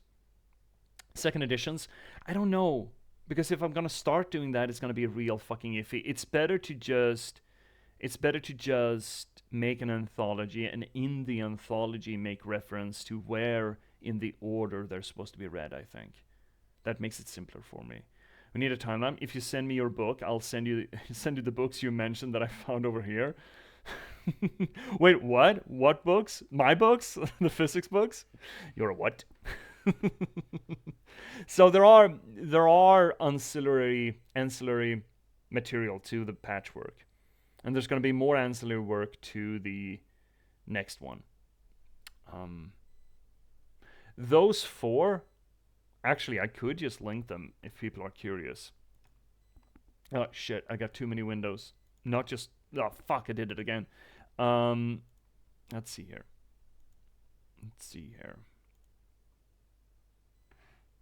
This is only going to be for the benefit of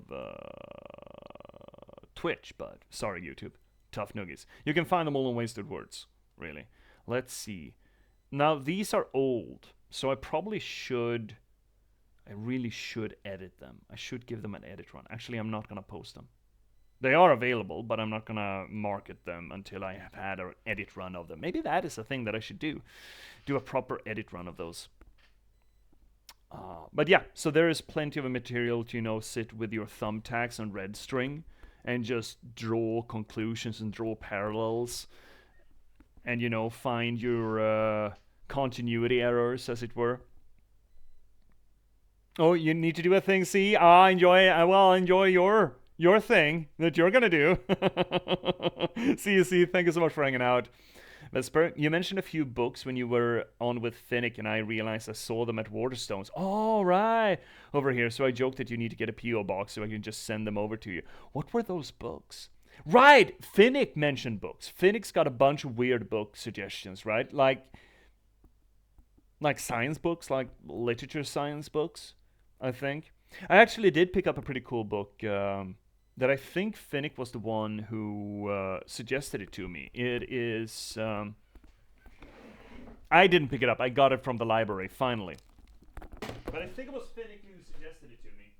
And it's starting off fairly fine. I think it got... Book of Hours, I think. So I finally managed to borrow The Library of Mount Char by Scott Hawkins.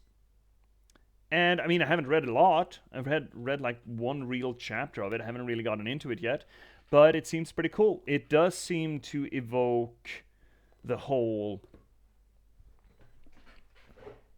Book of Hours feel to it, the whole, library of clandestine knowledge. But it is a fiction novel. So I was joking that if you send me the books you wrote, I'll send you the books from over here. I mean, yeah. I mean, Vesper, with C and Mac, I've already started with international sales and just shipping, right? Exports. So, I mean, now that Band-Aid is off, I might as well keep doing it if people want my print copies instead of the print-on-demand copies. I think my print copies are going to be better.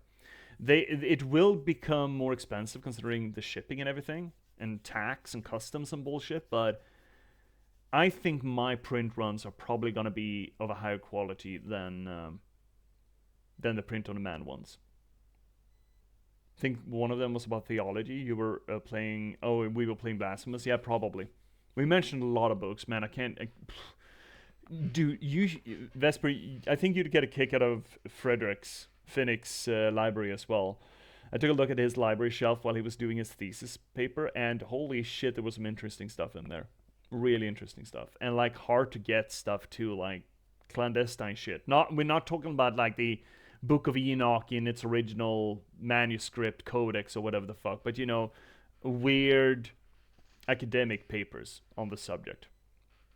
It's really cool. So neat. The book is actually up on pre-orders.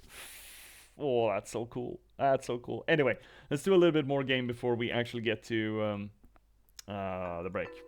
Oh, that's so cool. Beds. Can you imagine sleeping here? No. I'm trying not to. But why would the construction guys leave the bed frames? Seems kind of, I don't know, kind of morbid. Yeah, it's just strange to see it like this. Is it? Is it actually strange?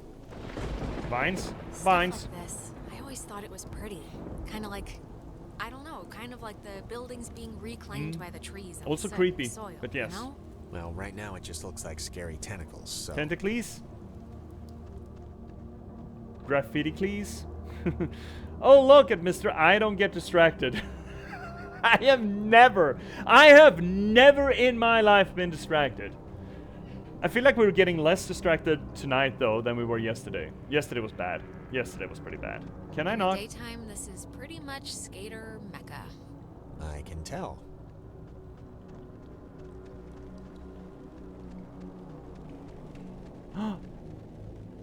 Padlock? It's got a padlock. You can't pick this one, can you? No, we'd need like bolt cutters or something. Or the code. You know, 6 of one, half a dozen of the other. Do we have any rock piles? I want rock piles. Rockies? Rocky pileys? No, no rock piles? Aww. Aww. Vesper sitting there telling me that I get distracted. I've never. Hey, Whoop! that's Clarissa! Clarissa, hold up! Oh no, that black frame. Jonas, what happened? Are you all right? That's a silhouette, and that is very black. Oh, that's. Oh no. Oh no, not mirrors. Oh, shittles. Jiggle, jiggle. Jonas, let me in. I'm not in the mood. Jiggle, jiggle. Oh, shittles. Oh, well, I mean, we know what's gonna happen. We can't possibly get spooked. See? I told you we couldn't.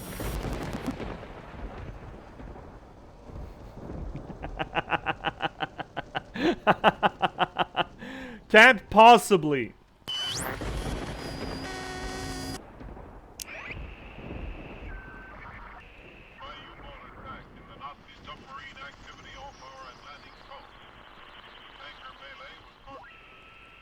Can't possibly get spooked.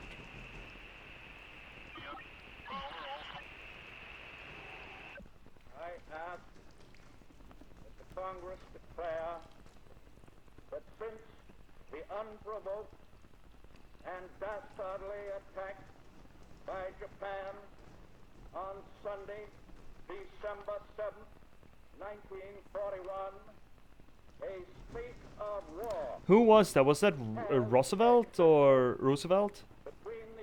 Who was it that made the speech? Who drew the US into war? I don't know my presidential history as well. This, my dear, is called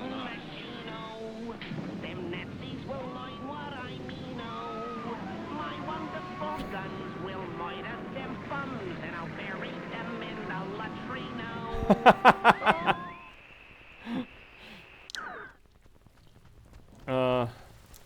Light switch? Testing.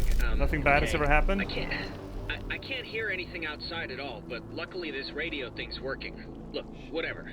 Clarissa's not in here, and it's just a room, so, like, riddle me that, first of all, and then second of all, I can't get out. Oh no. Oh no. Stepsister, I'm stuck. No, I can't get out. Help me, stepsis. Another unfortunate thing is that we got ads coming up. So, chat. See you in 3 minutes.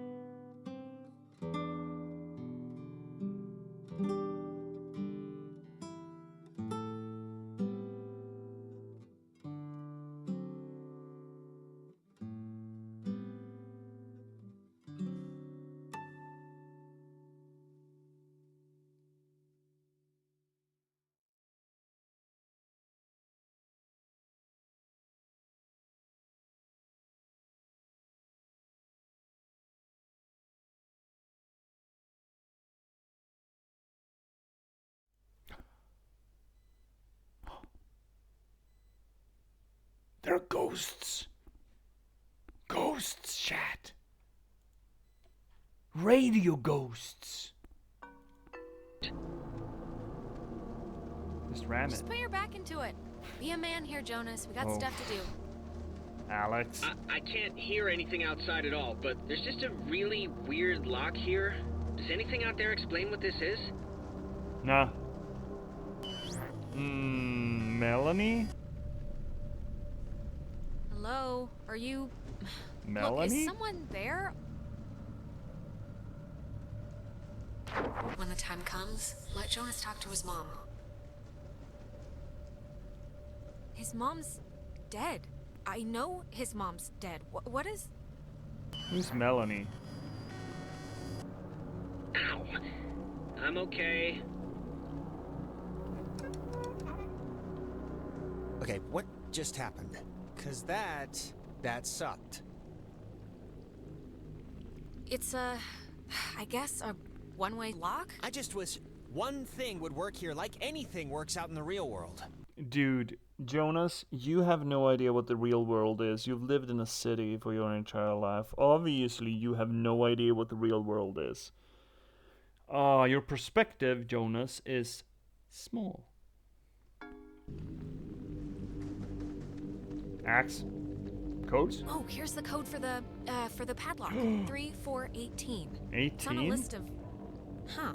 They call codes cookies.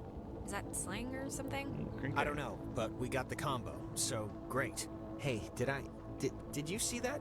In the mirror? The reflection was weird. Don't think I'm nuts or anything, but my reflection kind of gave me, like, fatherly advice that made absolutely no sense when you were stuck just now. So... Wait, seriously? I'm gonna take a picture, see if the flash will make something happen. Oh, this would be great. That'd be a great picture, I'm sure. Nothing else in here? Okay. Okay. This is gonna go great. It seems alright now. I don't know. Maybe it wasn't anything. Yeah, I'm not sure about that.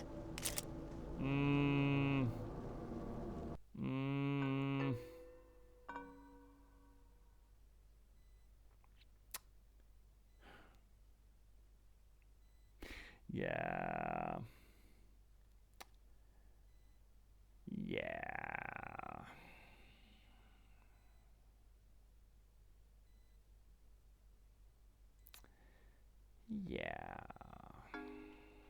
Shit's haunted, yo. Oh, see a thing? I see a thing. Do you see a thing? I see a thing. What do you see? Radio locks. The technology here has always been... It's like primitive and from the future. Yeah, no, it's something. I think I know where we could use that then, maybe. Let's try something out, yeah? That is the way we're supposed to go, I'm pretty damn sure. But I know a way that we're not supposed to go that I want to go first. Always go where you're not supposed to go first. That is not getting... That lot. That is not getting distracted. I'm not getting distracted. I am... being... something else. See? It's blue now. This, my dear.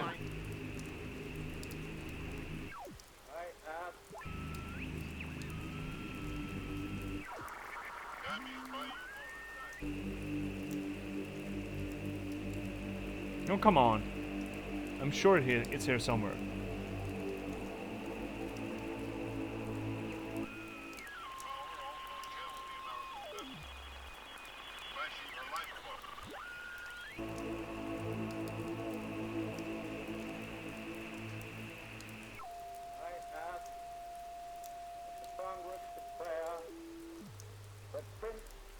Unprovoked and dastardly attack by Japan on Sunday, December 7th, 1941, a state of war has existed between the United States and the Japanese Empire.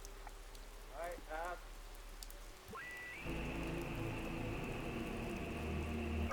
This, my dear, Find the oil is them all fighting enough. machino. Them Nazis will learn what I mean-o. My wonderful guns will murder them bums, and I'll bury them in the latrino. Oh! while fishing. Wait, do we have the combination? I mean, supposedly it should be on there, right? And I have noticed that the radio switch has, varying colors depending on what's around us. Red for a realignment of some sort of a spoopy thing. Green for the trail blend for the guided tours. And now we blue. Dabba-dee-dabba-da. Which should mean that there is a signal here somewhere to find.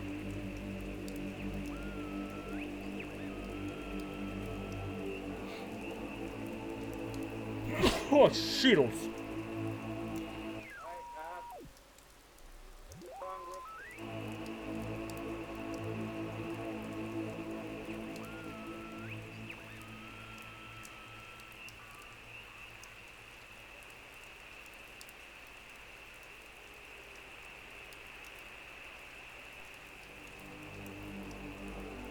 Something's there.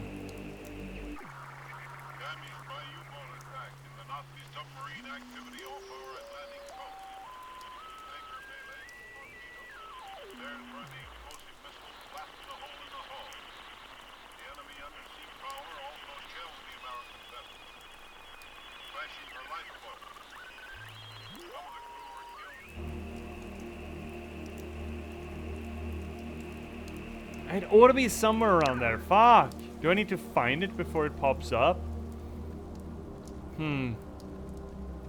God dang it. Gosh darn it. Gosh. 3, 4, 18, and voila. Who's that?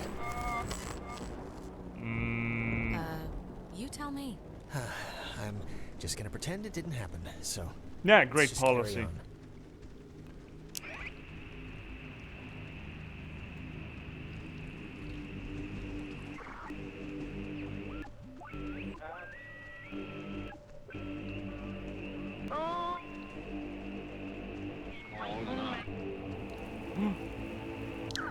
Is this what you were talking to me on?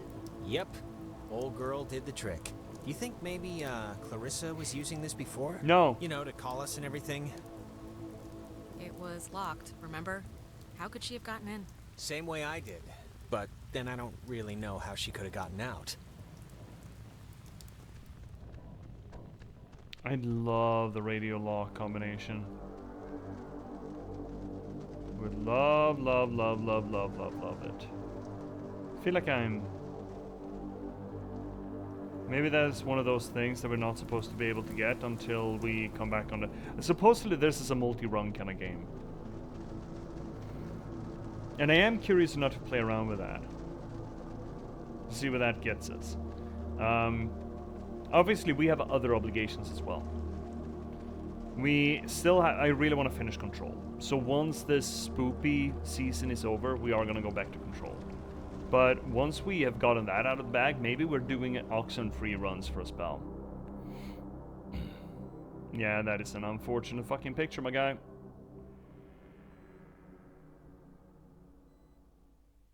So what, the camera can pick up on electromagnetic waves? Seems weird. Weird. Oh, gonna hate to go out in that. So actually, before we press on, I've had to go pee for like a while now, so since we're stuck anyway, I thought I'd... Oh my god, go in the corner then. I'm sorry, Into the corner I know with you. This is like way too much too soon for us right now, but I'm gonna totally explode. I'll force it out fast. Jonas, really? Please, can you not wait just until we're back outside? I really can't. Be quieter. Be quieter. It's like louder than the rainstorm. I know the acoustics are really carrying it. Sorry. Are you done? Are you quite finished? Great. Oh, Jeebus, Tiger. Clarissa. Okay, that was definitely her. What is she? Is this just like a game to her or something? What is she thinking? I mean, I'm freaking out too, but like, Relax, honey. Why? This might be like... Okay, who would put a tiger on a submarine? So, a tiger just signed on to serve our country. Where should we put him? On the front lines? As behind enemy lines? No, let's put him in an enclosed metal tube 10,000 leagues below the sea. Yes, that's where our friend, the friendly tiger, Tony, is gonna do the most good against the kraut and the Jap. Situation where she's just losing it a bit. You know, it just occurred to me she could also be having like a Ren episode. A Renisode. Possessed, or whatever we want to call it. But Ren acted like he was underwater. The guy could barely move. Yeah, well, that's true. I see. Hello? Is this going out, or... Mom. Wait, I can hear myself, that's not... Man, maybe God, she didn't does see us. anybody... I don't know, but whatever. She still has a radio, so we still gotta get to her. Yeah, all in due time, dude. We got a thing here, though.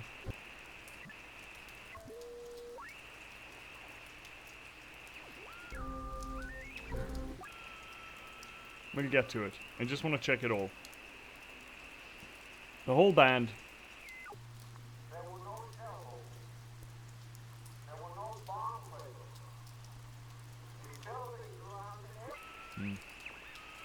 Where was it? Somewhere around here? Orderly! Orderly! Charlie 6.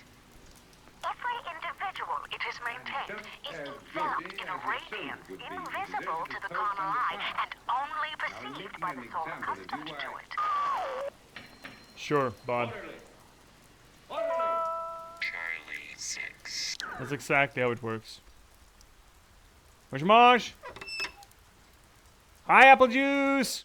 I remember when this game came out and there was a special edition cooler that came with cool stuff, with other stuff. Was there? I don't know when I bought this. I know there's like a plus thing or some sort of a episodal. Oxenfree.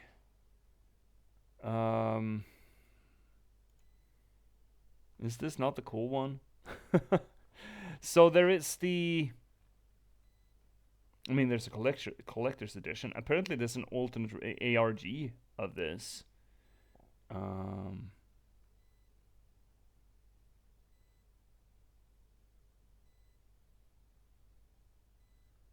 I saw some mention of it. I know there's a sequel to it from 2021. No, they announced a sequel. So it's not out yet? No, the game released 23. Okay, so it is out. Okay. I actually haven't... I'm not seeing the thing, but yeah, Apple Juice. I also picked up that there's supposed to be some sort of an alternate edition of it. Oh yeah, it's just a map and some stuff. Oh, I forget. Okay. It's nothing fundamental to the game then. But I do understand that it's supposed to be replayed to piece it all together. So I'm assuming, like, for example, that lock may not be accessible to us until a second playthrough, potentially? I don't know. We'll see. But you played this then, Apple Juice, have you? Oh, handprints. Oh, that's delightful. Also, where the fuck is Clarissa? The handprints are a macabre touch. Mm-hmm. Do you know who did that? Please tell me it's like a known thing teenagers here do or something. Clearly, it's the evil. Obviously. Obviously. First they finger paint, then they wear our lungs like scarves. Yeah, well, somebody's got to keep the traditions alive. No. What was that? I don't know. You heard that, right? I'm sure it's just the evil again. I forgot this step in between the finger paint and wearing our lungs. They also drop things. I don't even know why I ask you. Because she's kind of funny. Oh, you haven't played it, Apple Juice? No, actually, I never ended up playing it. But I have it. Yeah, same thing with me, really. It was sitting there in the back drawer of my GOG archive, and I'm like, man, I understood this to be good. I mean, I think I saw a playthrough way back when, like Pandini, pre-Pandini. So I kind of know what the general gimmick is, at least through one playthrough. But I I can't say that I know all the specifics, and I most certainly haven't played any of the replays, you know? It's cool, it's neat, it's well written, as we talked about. It's got a well-established character archetypal, menagerie to it. They are well voiced, they're well written, they do what they need to do. The spoopiness, I like the combination with, the electromagnetic spoops channel thing, the use of radios as a spoop channel. As I mentioned, I really like, as an aesthetic choice, the number station thing, which is sort of, they're sort of skirting around that. And I mean, I remember the Silent Hill radio fondly, It's a cool thing. I mean, it's a neat thing with the disembodied voice to use the radio as an aspect of the storytelling, I think. So it does a lot of good things. Oh, yeah, that we're supposed to do a thing with that. Because this is supposed to be locked, It's right? not opening. Yeah, of course it is. Clarissa! I'm worried. Something must be really wrong. Clarissa's a lot of things, but she wouldn't do whatever this is. We can't leave until she shows us where that radio is. I know it's annoying, but it's our only hope for getting us out of here so far. Let's go radio.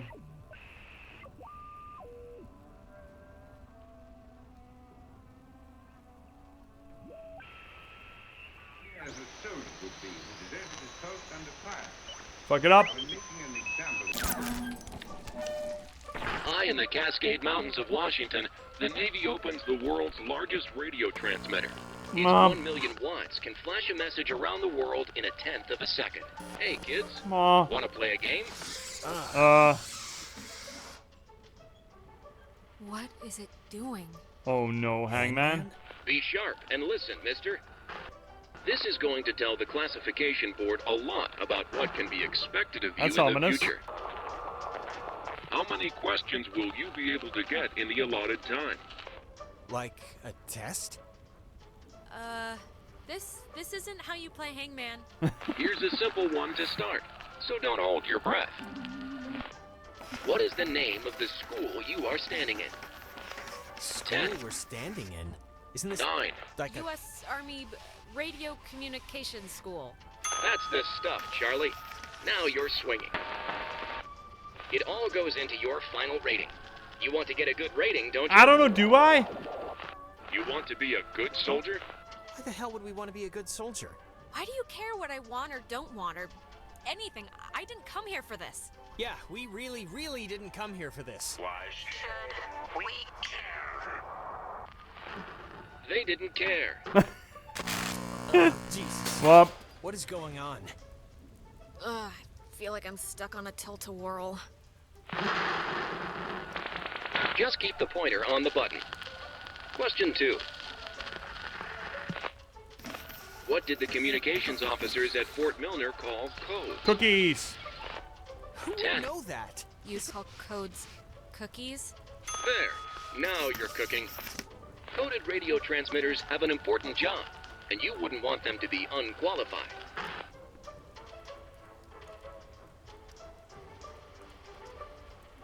Okay, look. Is this a trick? Is whatever I'm gonna say gonna bite me in the ass no matter what? Because if that's the case, then... Watch your language, young lady. There's no room for sass in the armed forces. Whatever. We are an island race, and through all our times the sea has ruled our breaks. But be wary, young ones. Alright, if I'm answering the questions, you can leave Jonas out of it, okay? One last round and you've cleared your exam. Pencils ready. How many officers died in the sinking of the USS Oh, 85. Kanaloa? Compared to the other ships. 85? Correct. 97 brave men and women died on the USS Kanaloa. What do you mean 85 officers. brave and 12 women? passengers. There weren't any women on subs back in the It all 40s, adds I'm up to pretty damn another sure. fact for the classification board.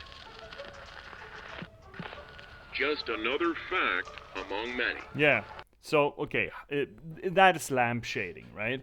So the ghosts, sure, they're asking us trivia, and then, I mean, 85 people is also trivia. But it is sort of lampshading that the ghosts are, oh, do you know how many people died here? The ghosts are asking how many people died during one specific event. Also, how many passengers? Like 13? Yeah, I doubt that there would be 13 passengers on a submarine during wartime unless those passengers were doing something funky. Yeah? The only reason they're called passengers is because they don't have, military credentials. That is the only reason they're called passengers. I bet your bottom dollar. Which means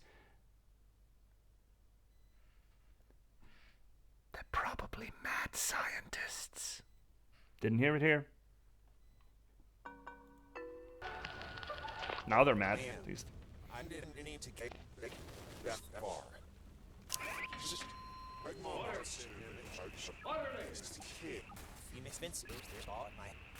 Get the fuck out of him, bud. Get yoked. I need an old radio and a young radio.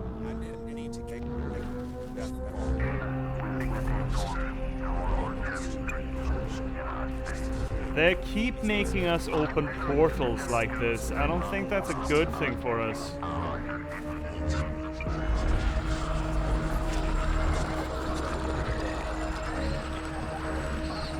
So they seem to be more and more powerful the more I open this, and then they let him go, quote unquote. Right?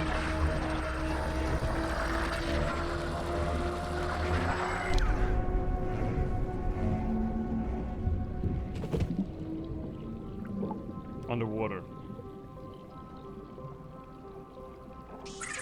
The United States submarine Kanaloa is shown for the first time in Pacific waters patrolling for the enemy. Pacific waters patrolling for the enemy.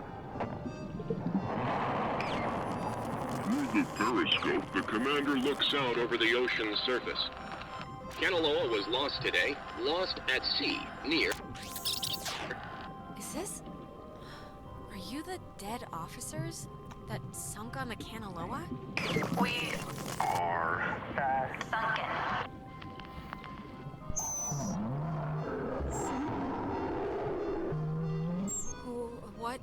What do you want? For the first time. Time. Just time. What? That was not fun. Are you feeling better? I'm feeling. Let's start with that. This has been United News, and thank you for listening. So we're doing the bidding of the ghosties. I'm sure it's just fine. Unbelievable. I do not like that these are kept open. Clarissa. Let's get her and get out of here. Or use her radio and get out of here, but let's just get out of here. Do not like that these are kept open. So I don't know if it's the art style or it's the character menagerie or the whole reality thing. But I feel like there's something distinctly Coraline about this. Right? I didn't read Coraline. I probably should. It's a Neil Gaiman novel, I think. Made a movie out of it. And the movie's really good. I would highly recommend Coraline. It's kind of fucking creepy. Really creepy, actually. It's ostensibly a children's movie, but I don't buy that. It is. I think it's stop motion. It's well done stop motion. Coraline is really fucking good. Dorsies. Jiggle, jiggle. Boom, jiggle, jiggle. Fuck me, swinging. Okay. Clarissa's asleep right now. Be still so as not to wake her. Oh, delightful. She's cracking up. No, Great. she's possessed.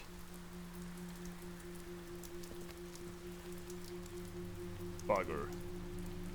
Oh. Cross your fingers. Yeah, this is gonna be great, Jonas. Don't you worry. Clarissa. Oh my, I thought you said you were coming to help me. Where have you been? It couldn't possibly have taken this long to walk from the tower to here. Clarissa, I had other priorities because you're a bit of a, what was it C said? A twat? Yeah, that works. I've been sitting, fumbling around with this stuff. I don't know how to work. I'm just gonna tell her to her face. Look, I know I told you we'd come here, and you know what? We did. We're here, ta-da. But Ren got himself stranded in the woods. You went to get Ren first? Yes. Why would you do that? Because I like Ren, you...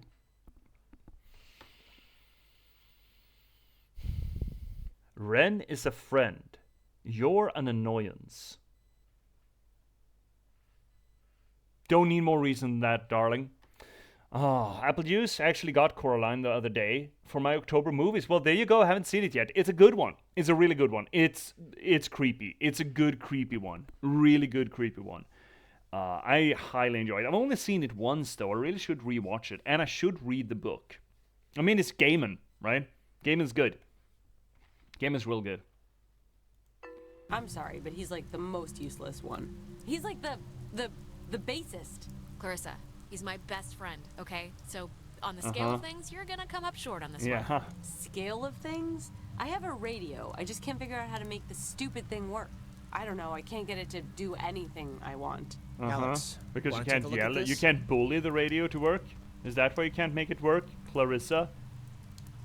Yeah, no, this is like a low frequency thing. It's just meant for the bass. It won't... I don't think it can beam out. That's a Morse code thing. Really? No. Isn't there a way? Officers who know your problems full and well will give you a friendly and sympathetic hearing. Who is that? Cross your fingers. Ah! Not now. We're looping again. Crap. Well, just keep me in the loop. I didn't mean to say that. Clarissa! Is there anything like... Can we cut her down with something?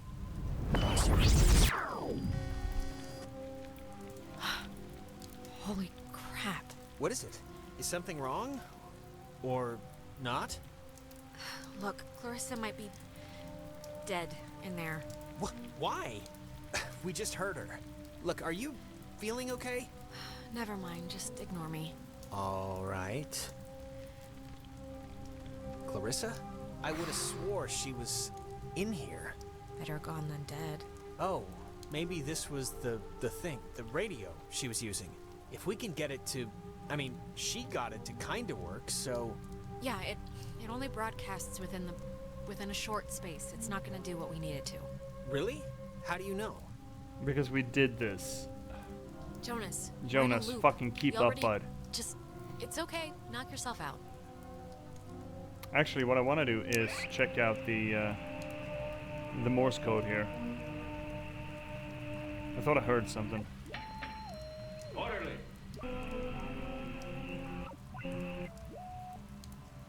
Did I not? Did we not hear Morse code? I think we... Guilty would be who deserted his post under fire. Now, in making an example of you, I... Orderly! Orderly! I don't like the idea that these ghosts seem to be able to tune in to us all the better with each new portal we just pry open. That should be a clue. No, we didn't. I picked it up. Okay, well, guess we're doing this then.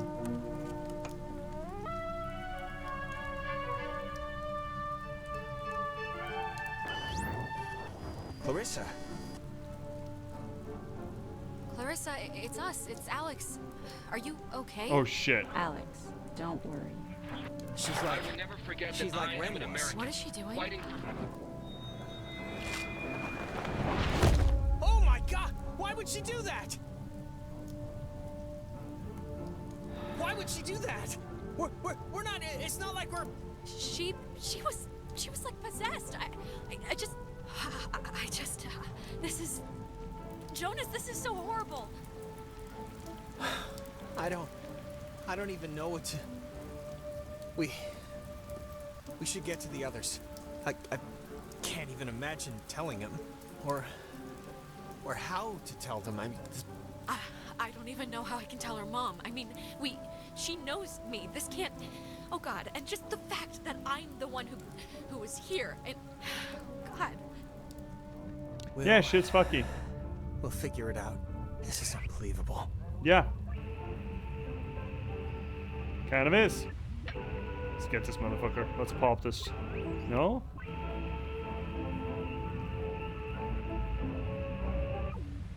And just as... Come on. I know you're here somewhere. No? No? Really? Huh, okay. Fine. I'm not then. What? Wait, can we not go over this? There we go. Wow. Oh, she's gone. There's Great. no way she got up from that, right? Like, there's no way. We both... Wait, she's... I can't think of the appropriate word here. Dead?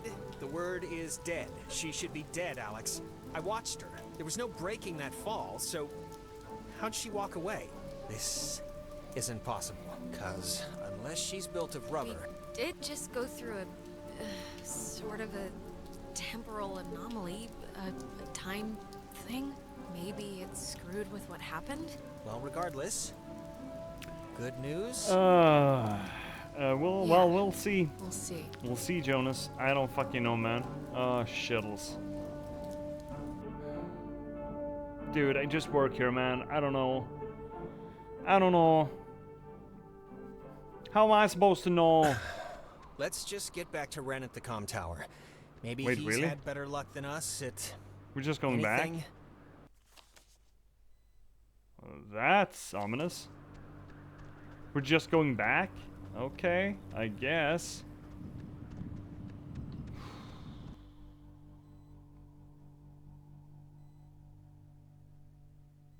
All of this is very ominous. I don't like this. At all. Mom. Mayday! May! Oh, crap. This isn't... Ren, this is just coming out of the speakers on the roof thing. It's not... Not just. Ugh. My God, is this what I sound like? Alright, if How Ren can and Nona are in anyone the comm stand to tower... listen to me all day? Just where did Clarissa hobble off to? Let's talk to Ren and Nona before we try and find her, because, like, I don't know, maybe they know something we don't. I mean, I'm curious. I can go other places. I don't have to go up there first. Have you not been paying attention, Jonas? Jonas? If that is even your real name. Ooh, look, statues.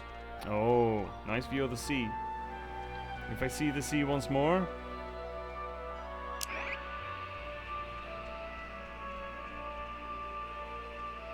This is the Sentry, sculpted by Lieutenant Peter Hasborough. It was installed here in 1979 to remind all who view it of Fort Milner's original intent, to serve as a beacon of harbor defense. Though the base would eventually become acclaimed as the birthplace of many radio innovations during World War II, and until its deactivation would be known more for its schooling and the tragic sinking of the USS Kanaloa, the fort's spirit will always be that of the watchful sentry, steady, protective, and ever vigilant of enemies both foreign and domestic. Oh my God. This is the Sentry. Sure.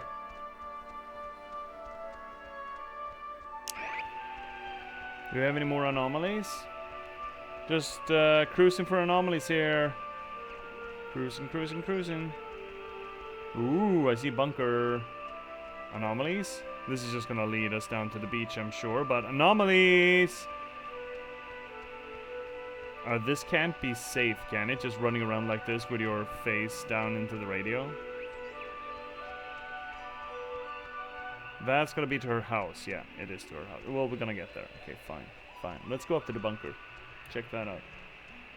Meanwhile, we're waiting for the dial to turn red if there's an anomaly in the vicinity.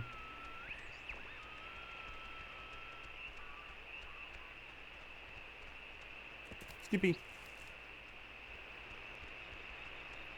Concrete and packed earth.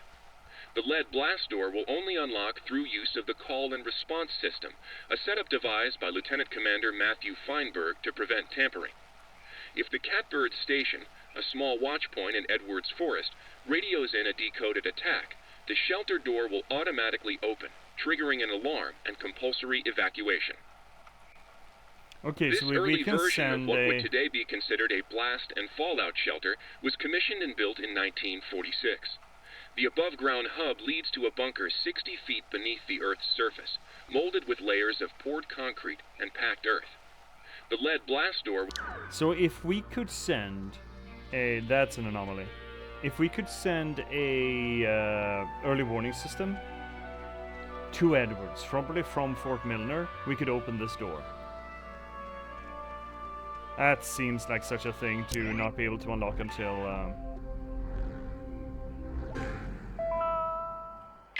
second playthrough. The island is famously named after Colonel Caleb Edwards for his glorious and triumphant slaughtering of countless families during one of the great ethnic cleansings of the 20th century. Wow.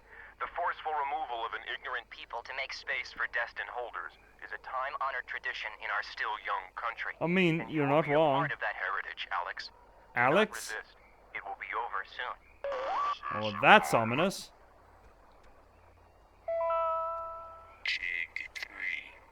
The island is famously named... Are they gonna colonize me? Are the ghosts setting up to colonize my ass? And they're telling me not to resist? Well, that's delight. Oh, absolutely delightful. Yay! At least they're telling me straight out. That's nice of them, you know? Credit where credit is due and all that.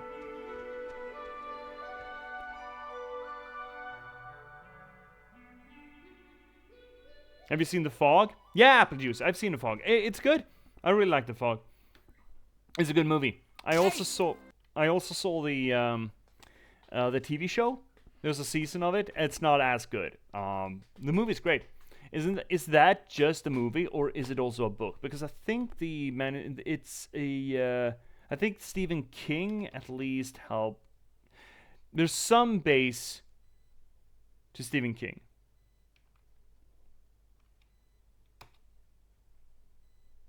This is not it, is it?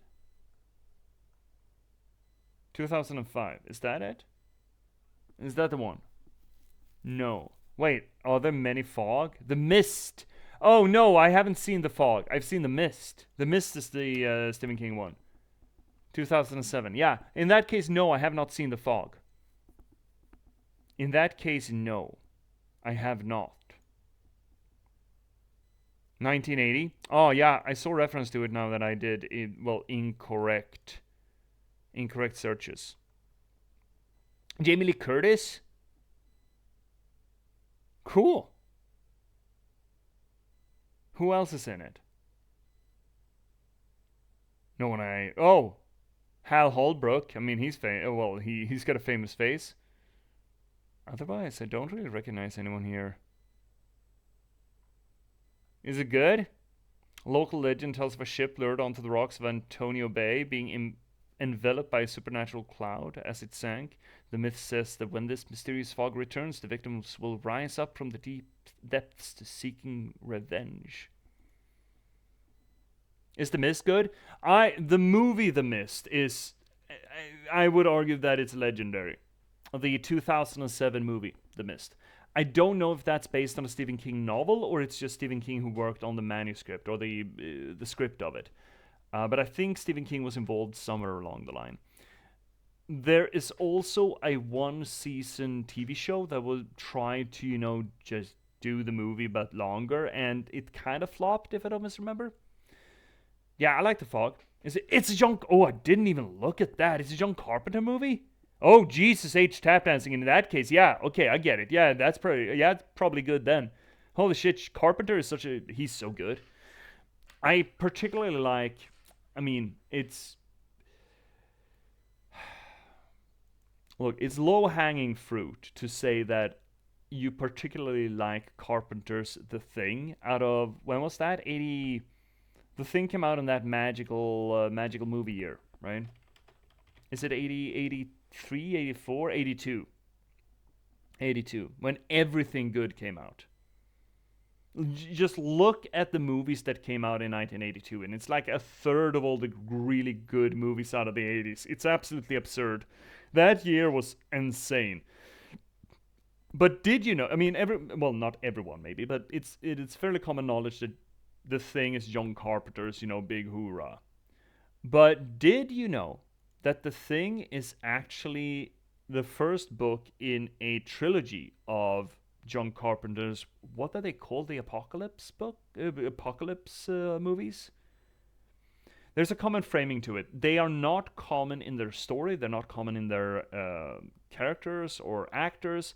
But as I understand it, it was a trilogy of movies that John Carpenter made that were all supposed to evoke some sort of a emotional journey, I suppose. The second one, I think, is just called The Prince of Darkness. It is fine. It is not great by any stretch of the imagination. It is absolutely fine. But the third one, The Thing is the first one, Prince of Darkness is the second one, the third one is so fucking cool. It is astounding. It is called The Mouths of Madness.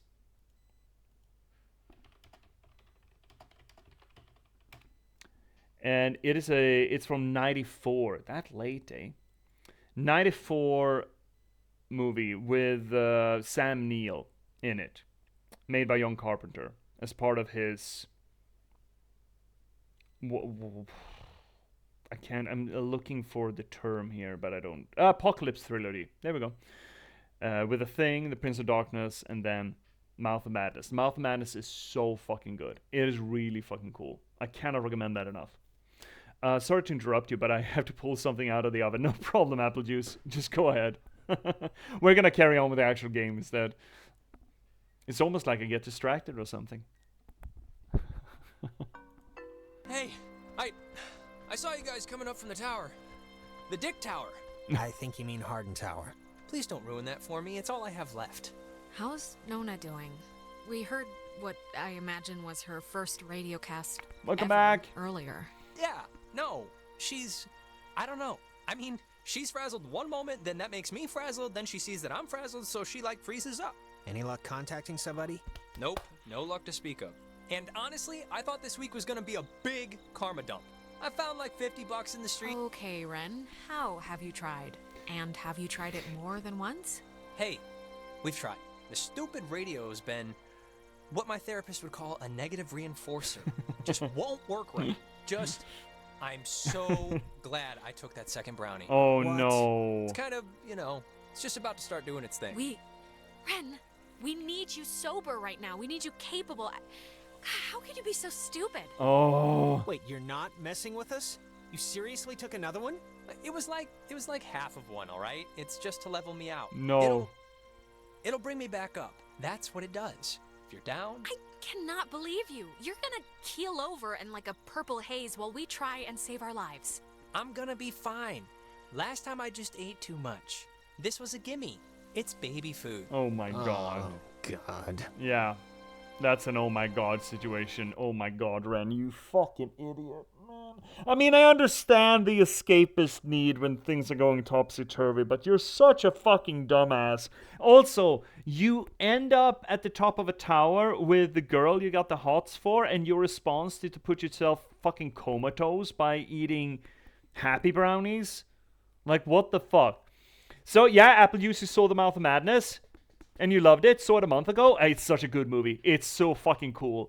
It is tremendous. I absolutely love it. I think The Mouth of Madness might be one of my favorite Lovecraft filmifications. I mean, it's not of a Lovecraft story, but as I understand it, what is it, Kane something? Sutter Kane? Sutter Kane is the novelist's name. The idea that a horror novelist becomes this sort of acolyte and channel for things beyond the ken of, reason. That is one of those ideas that has stuck around from Lovecraft. Way back when.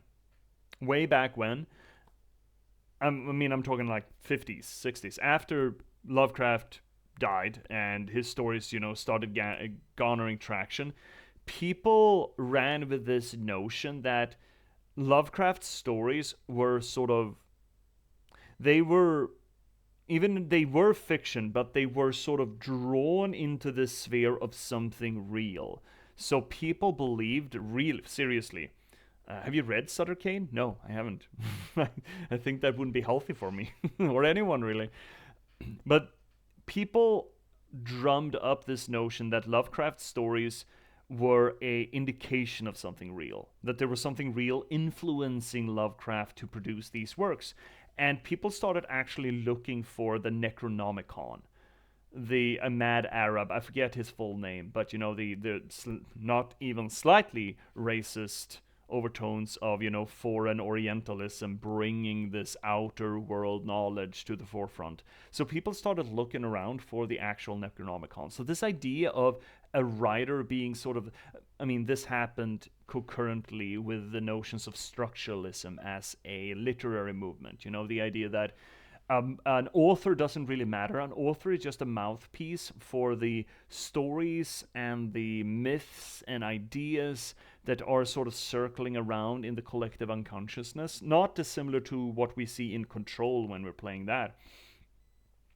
That was the forefront new literary analytical idea during that time. And again, those literary ideas, they usually do tangent with the zeitgeist, paradoxically enough. So people ran around the world and tried to find or make up this Necronomicon, the real Necronomicon. And if I don't misremember, there's even a story about some sort of a used book salesman out of California who just got tired of having these, you know, punk-ass idiots coming out being all edgy like, asking them if they had the Necronomicon in store. And the bookseller just goes, no.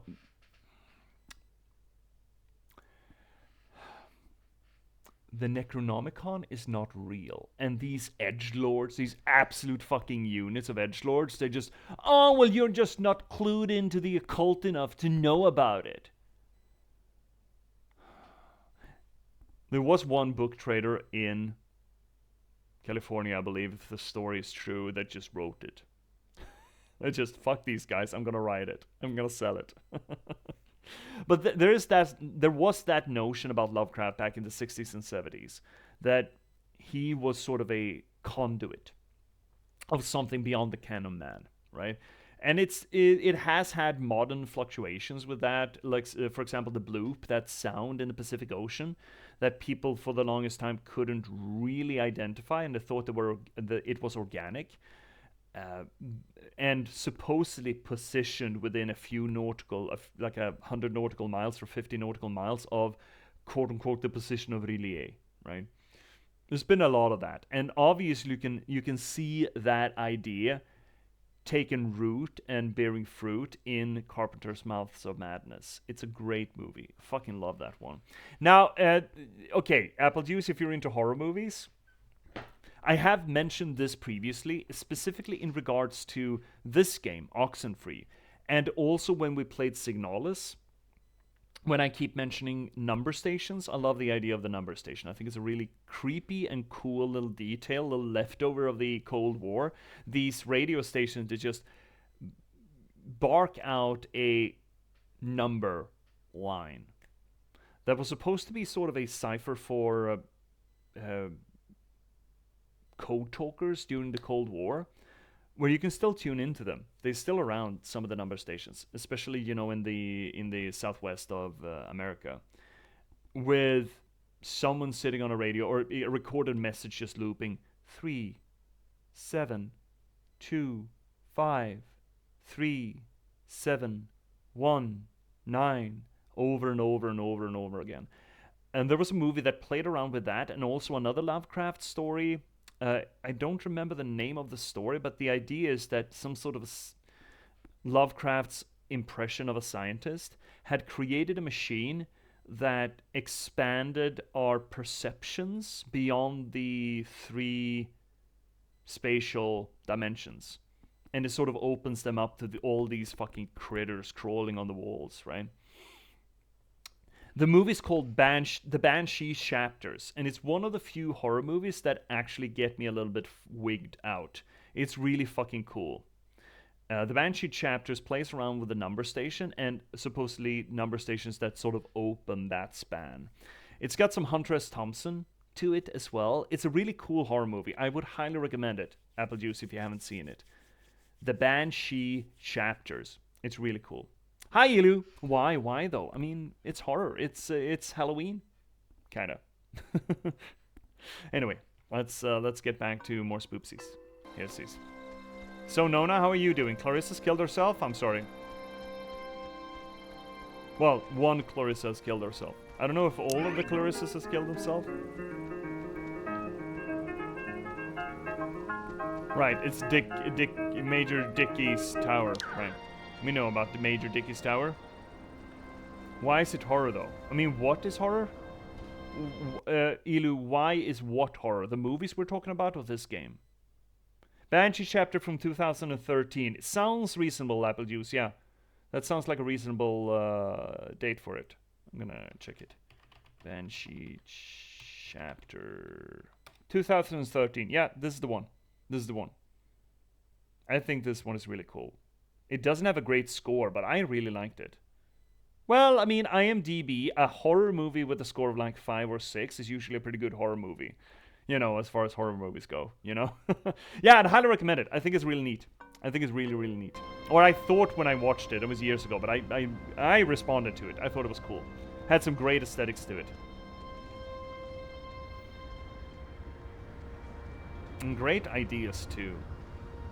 I like that notion. Okay, so, sorry. Getting distracted? Me? No, never. Never, ever, ever. So, there's a fun thought experiment that I usually run when I'm talking about mathematical dimensions, when I taught math in middle grade, to sort of trigger the kids to think that the ideas of dimensions are, you know, get something interesting out of it. Essentially, it's a bit of a cosmological horror thought experiment vis-a-vis math dimensions. We're gonna keep talking science during the Oxenfree runs, apparently. So it's a way to try to wrap your head around the ideas of the spatial dimensions and time as a dimension of that. So, of course, we are familiar with the 3 spatial dimensions, right? X, Y, and Z, right? We can move forward, sideways, and up and down, essentially. We play around with the notion that time is also a dimension. Now, that is a little bit funkier to think about because we cannot, you know, maneuver in time. Time just sort of rolls through us and over us. So essentially, we have 3 dimensions that we can move in freely, and then 1 dimension where we're forced in one direction in. We cannot stop, we cannot run ahead, we cannot run backwards. We're sort of forced in a fairly linear progression along that dimensional axis, if you should consider time a dimension. Now, I would like to posit to you, imagine that you're an ant in an ant farm. An ant in an ant farm essentially can move up and sideways, but not in the Z axis at all. So it is a being that is stuck in a sheerly 2-dimensional field, right? But that is not to say that things outside of the ant farm cannot move that ant farm in the Z direction, right? So the ant has no control. The ant has control over 2 dimensions, right? X and Y. But they cannot control the Z dimension. But it can be moved by an outside force in the Z dimension. If that is true for an ant in an ant farm, is it not conceivable that just because we can only perceive 3 dimensions, we can sort of move in 3 and then technically in a 4th, but we cannot see the 4th, and we have no control over our movement in the 4th? Is it not conceivable that there are more dimensions that we are simply not privy to? And is it not conceivable that we can still move in those directions even though that we cannot control it or perceive it? Furthermore, is it not conceivable then that there are entities, being awarenesses, that can perceive those dimensions, but not ours, but still have an effect and move through ours? And furthermore, is it not conceivable that such entities outside of our dimensional awareness could even actively, with intent and purpose, affect us in our 3 dimensions plus minus the 4th one, without us perceiving that causality, just as us moving the ant farm in the said axis? If such creatures do exist, if such entities do exist, and that effect is a result of them existing, is it not conceivable that that would provide an explanation of such things as ghosts, as spirits? Is it not conceivable that such effects could be construed by us as the hand of God?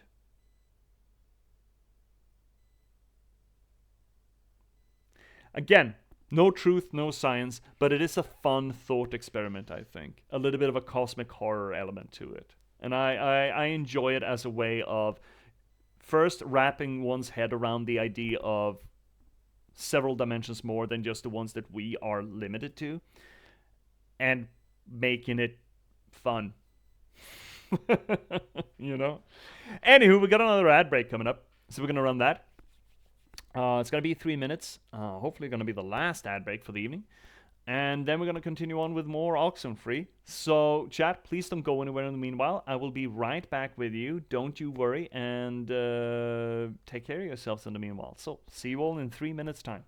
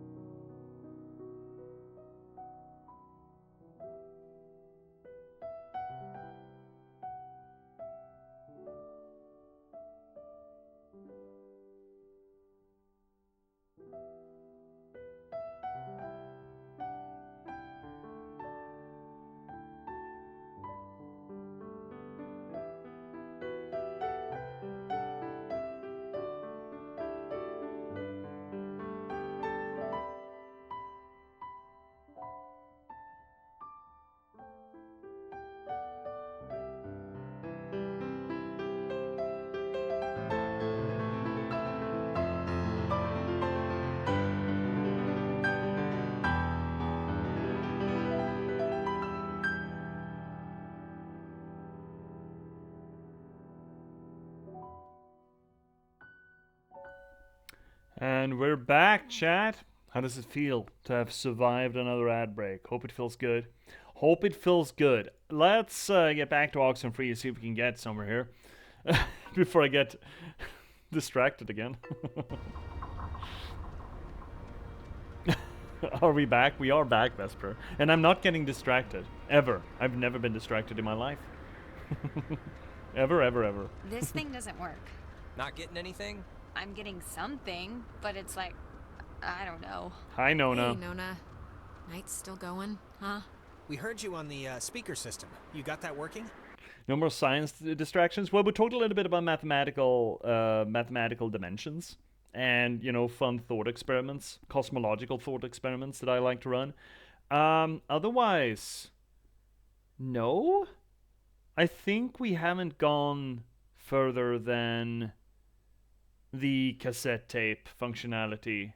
I think. I mean, I can't remember what I've been saying. That's all I got working. Sorry I was like weird earlier, but hey, have you figured out what's going on yet? Ghosts. You have to know something. You've been like out there. Look, we tuned into something in the cave, and it was like Gabriel sounded the trumpet. Just everything went terrible. And, ghosts. Yes. Oh, I got it. This is great. This is perfect. I know exactly what to do. Do you? Mm-hmm. Yeah, totally. It's Maggie Adler. Maggie Adler? Yeah, she has a boat. Had a boat. I mean, the boat's still here, but she's Her not... house, manor, or whatever it is behind a huge gate. You can see it coming up here from Main Street. No, I know, but the keys to it are here, somewhat readily available. My sister, Allie, worked at the parks office in town. She had to deliver that old woman her mail every day. I know that they have the key. Okay, so... No, we are not. We are not gonna go with the plan. The first plan put forth by the group's resident Burnout. Hey, come on. I'm not a burnout. Okay, so I like Hey, to... Jonas, seriously, back off, okay? Ren's a good bloke. He's just a dumbass. Thank you. And thank you for taking advantage and saying bloke. Ren, understand it is completely your fault that we're in this to begin with. Excuse me, Now what? you want us to trust you when things are really bad? You had Alex bring the radio. You brought us here. Jonas, you know chill the we fuck tuned out. into that thing. We kicked the door open to whatever this is. Oh, give me a break. This night is like a giant, ugly misery stew that Ren's clearly been the chef of. Jonas? What does that even mean? Shut the fuck up. It should be obvious to even the cheap seats that you're the only new weirdo who throws this whole social harmony thing we got going on out of whack. I mean, we all grew up with each other. Alex knows she can trust me. Guys, you know there's no television cameras here, right? Take the energy down a notch. Alex, I am not putting my life in his hands. This whole thing has been a complete joke to this guy. I can't believe you're even kind of defending him. Jonas. The stories I heard about this guy, he's a maniac, okay? He's gonna trash our only legitimate means of getting out of here if you buy into this crap. Legitimate means? What are you even talking about? You have no idea if there's a boat down there. You're arguing 15 things at once now. Do the plan, trust Jonas, leave Ren, pick a target, or, better yet, just don't. Yeah. Look, I don't care what Caveman Jonas says. There is a boat at Maggie Adler's house. And the key to her house is back on Main Street. Then we go get the it. backup plan for when this thing fails spectacularly is two of us have to stay here by the semi-functioning walkie-talkie. Fine by me. Alex has the radio. Are you okay to go into town? Not that you wouldn't be. Yeah, it's not like, I'm fine, whatever. I'll do the work. You shouldn't go alone. We don't need 3 of us up here. Yeah, I'll totally go. It's my, brilliant idea or whatever. Are you kidding? Your food is gonna start kicking in any second. Beyond that, you're a completely unreliable basket case. I am not a basket case. You Just shut up, both of you. Sorry. Okay, keeping in mind who you've been able to depend on the whole night. Wait, what the fuck, Jonas? When have I been able to depend upon you? Name one time. Keeping in mind who you're tired of. Keeping in mind who's taller, who do you want coming with you? Yeah, your oldest pal. Oh my god. Or your new Nona, psycho stepbrother. would you mind? Nona, wanna come with me? What? Really? I mean, I guess. Why This are you isn't- making me shack up with It's this guy? my friggin' Why? This is why. Easiest question I've been asked all night. Yeah. This is a total punt, Alex. Yeah, this No, isn't. it's fine. This will be a good... If you don't want to take sides, don't take sides. But no, nobody's happy with this. I don't care. I really don't care. Well, I don't really care right now what you're happy with. See you soon. Fucking idiots. Oh, God. I hope. No, it's just Jonas throwing Ren overboard. Over the station. Fucking idiots, both of them. No, I don't want to talk to you. I don't want to talk to either of you. You're all fucking idiots. Nope, we're just going. Let's go, Nona. Fuck these guys. Fuck them.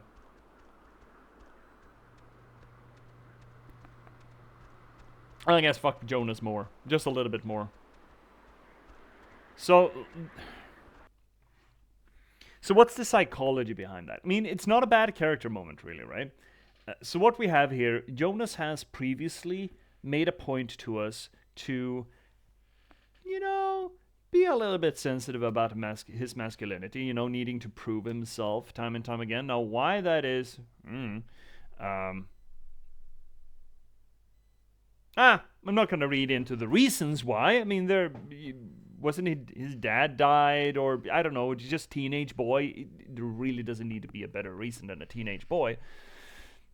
And he feels like he doesn't have control of the situation tonight, which wigs him out because, again, manly man needs to be in control all the time.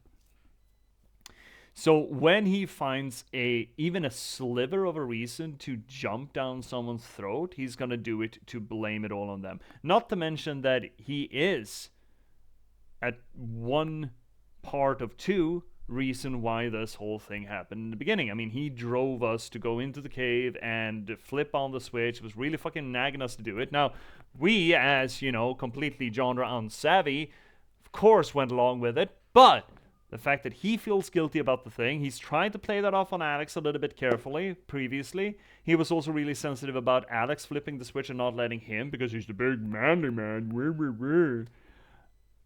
This makes sense. This is not a bad character moment. He's a bellend, but, you know, just because he's an asshole doesn't mean that he's a poorly written asshole, right?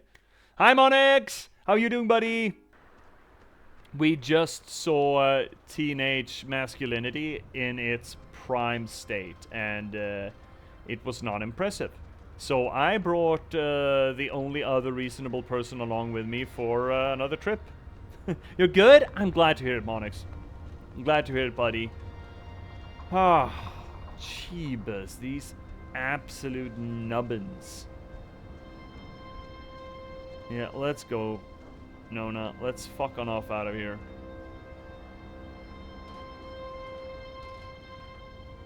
I mean, the only other choice would be to take Jonas so that I could leave Ren and Nona alone again, but fuck that noise. What happened with the step-sibling complex? Well, Jonas turned out to be, you know, a sensitive man who can't handle unforeseen and uncontrollable things happening to him, so he started spouting off. He did do a step-sis thing, though. He got... Oh, yes, Monix. Jonas got stuck, and he had to call for his stepsister to help him. Help me, stepsister. I'm stuck. Actually happened. We got photo evidence of it. Oh, what a goddamn idiot. Jonas. Oh. Started off fine, but, you know. Stepsister helps stepbro. You know, yes. I do remember you from Mr. Tuttle's class. You sit in the, back, behind Jake. I just forgot. I'm sorry. That's fine. Oh, hey, it's nothing to be sorry coughing? about. I don't talk all that much, so I don't know why you'd remember me. I'm also just, like, never there. It's a loophole where, I don't know if you know this, but if you ditch, you get a detention, and if you don't go to that, you get suspended. But suspensions are like paid vacation, you can just do your work over. So, it's like, what's the point? Oh, wait, if you don't really go to, like, class, what are you doing instead all day? Jenny, the TA, she lets me practice ballet in her studio. So that, really. At least that's something productive, I suppose. Don't tell anyone, but my birthday's in 3 days, and I'm having a thing, and you're invited. I think Clarissa's out of town, so it shouldn't be a problem. Why didn't you tell us? We could have made this more of a, you know, a birthday thing instead of just a beach bash or whatever. Who got stuck? Stepbro got stuck. Stepbro got stuck and called for stepsister to come and help. I don't even know why I mentioned it now, really. That's not true.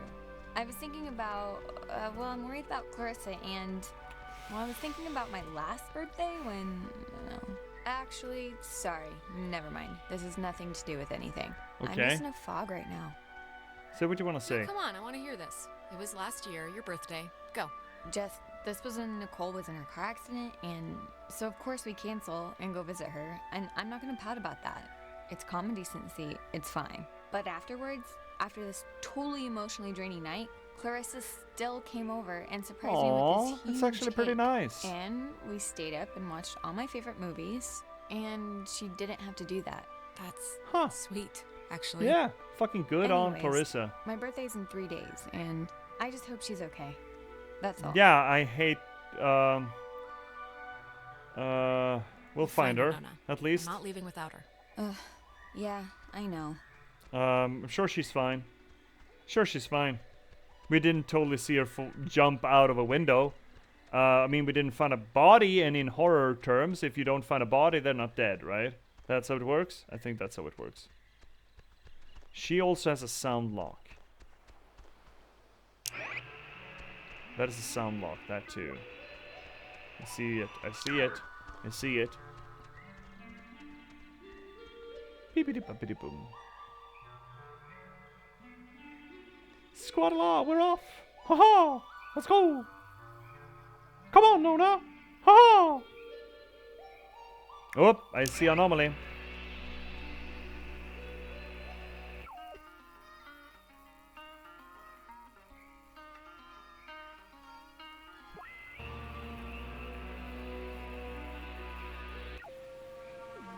First, we will eat and drink. And then we'll go and see the girls, yes? Yes. Okay, that's ominous too. Doesn't know. I do not know what the fuck you're on about. Got it. How many of you are there? About 5 or 6, my dude. Not enough for like, what, 90 something people, ghosts. Okay, we got another anomaly. We count those, right? Yeah, 5 out of 12. Wow. There are 7 more? Holy moly. Holy moly. Go, Cliffies!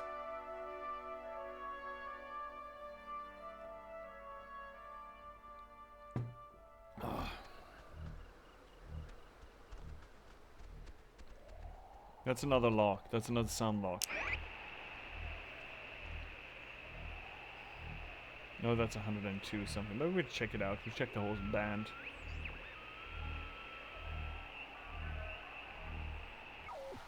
This Data Command Annex, as it had been dubbed, was used during the base's early years as the communication nerve center for outside military installations.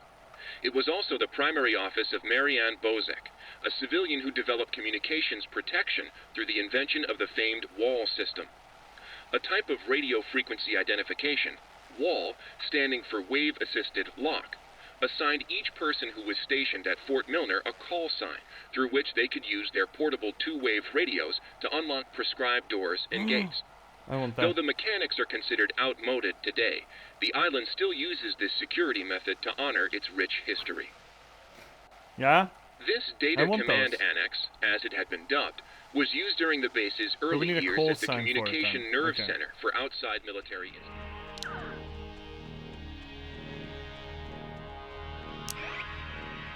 Can't just run around with a radar like this, I suppose. Make sure we don't miss a damn thing.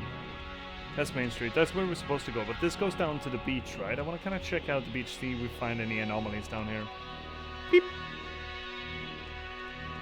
And beep. And beep. And beep.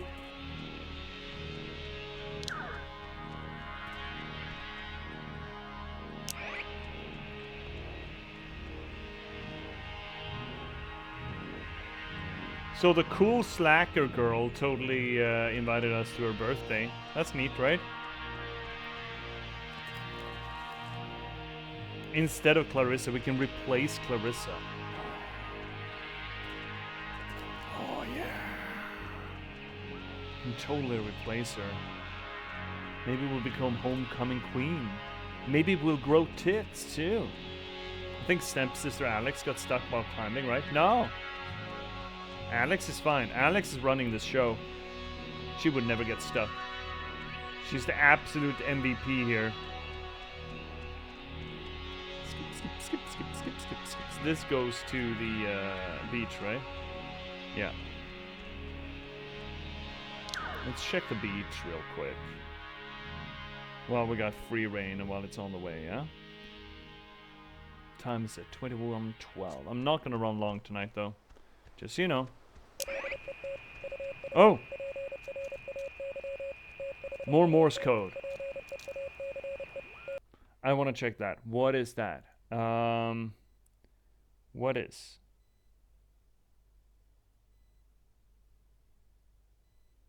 Just trying to find... There we go. Love and... Wait, it's just love and? Really? No, that is a different one.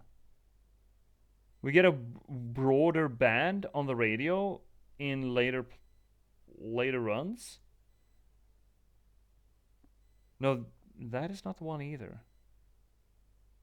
Oh, right, that is the one that we had initially, right? That we actually know, that we looked up. Okay. So Step-Bro got stuck under the bed. Not under the bed. He got stuck in a room behind a door, and he started crying to us. Morse code? Yeah, Morse code. Short signals, long signals. You know? We still got beer? Do we still have beer? I would love some beer. Do we have beer? Can you give a brief explanation? What's the plan? What's the plan is to get off the fucking island, because we opened up something and now there are radio ghosts. And we want to get away from the radio ghosts. And surely we are not, you know, just running their errands and opening up portals to wherever the radio ghosts are coming from. So they seem to be operating. They're kind of communicating like Bumblebee in a way. Adler Estate. Oh, there's a back way? Oh, neat. Okay. So right now we are supposed to go to the main street to find a key to the Adler Estate so that we can get her boat so we can get the fuck off the island. How do we even end up here? It was, you know, teenage thing, going on the last ferry and spending the night here just drinking and being idiots. And it didn't go as well as they might have wanted it to. Can I get over here?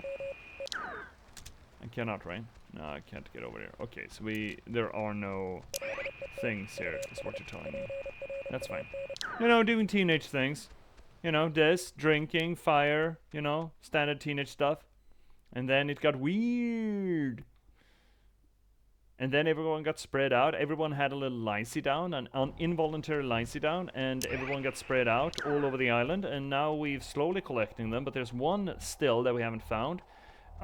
We don't know if it's her or if it's a figment sent to us by the radio ghosts. But we saw someone like her jump out of the window, so we are a little bit concerned. But then again, we've seen a lot of things tonight. Not all of them turned out to be as true as they seemed, so, you know, here's to hoping. Anyway, the last one is a bit of a twat, as C called her, and we don't terribly care. Nona cares, because she's Nona's friend, but we don't give a shit. Really, to be fair. There are only 2 people on the island. If they did not manage to escape, they would need to repopulate the island. Yeah, good luck. They're fucking teenagers. I mean, they would copulate, but I don't think that they would manage to make anything out of it, as it were.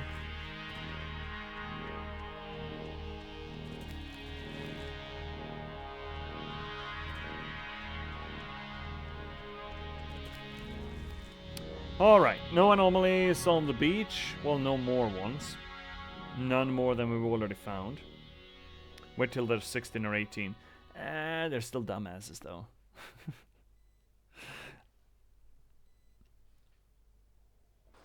So, it's the Parks and Facilities building. That's down a bit, right? If I'm remembering the right building, I don't think it's far. Yep, we just gotta break in, find the key, if there's a key, hopefully there's a key, and leave. Actually, I want to check out the radio stations here. Is there anything cool? There's nothing here. That's almost more weird, right? There's been plenty of little weird transmissions in the forest and up in the hills, but there's nothing, you know, among actual civilization. That is a little strange. How old even are they? I don't know. They mentioned homecoming.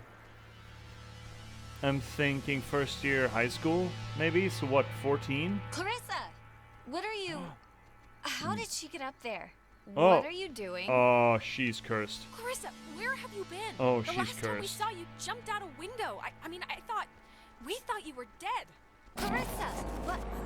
Alex! Christ, what's wrong with her? Clarissa, can you hear me? Oh God, not again. I hate when this happens. Alex, please, can you just... Yeah. I don't know what you can do, but can you just do something? Please, just try anything. Like, Clarissa! This happened to Jonas too. It's, I don't know, it's like when they want to talk or something. God. Clarissa, can you hear me? Alex. So here's the thing though. When we do chime into them here, they get stronger. And when we have had released the person who is possessed, the doorway stays open. I don't think this is a good idea. I think we're doing exactly what they want us to do. Come on, just please try and get her down. At least, please, somehow. Clarissa, can you come down? She just looks Yeah, awful. this is a mistake.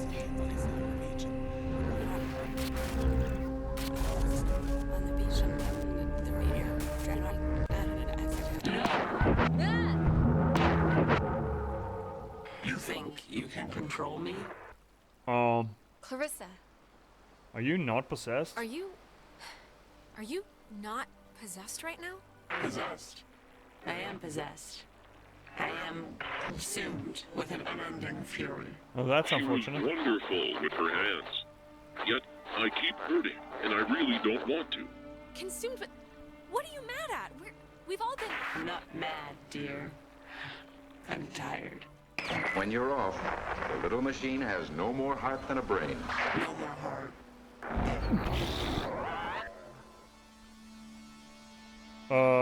Is she okay? Or...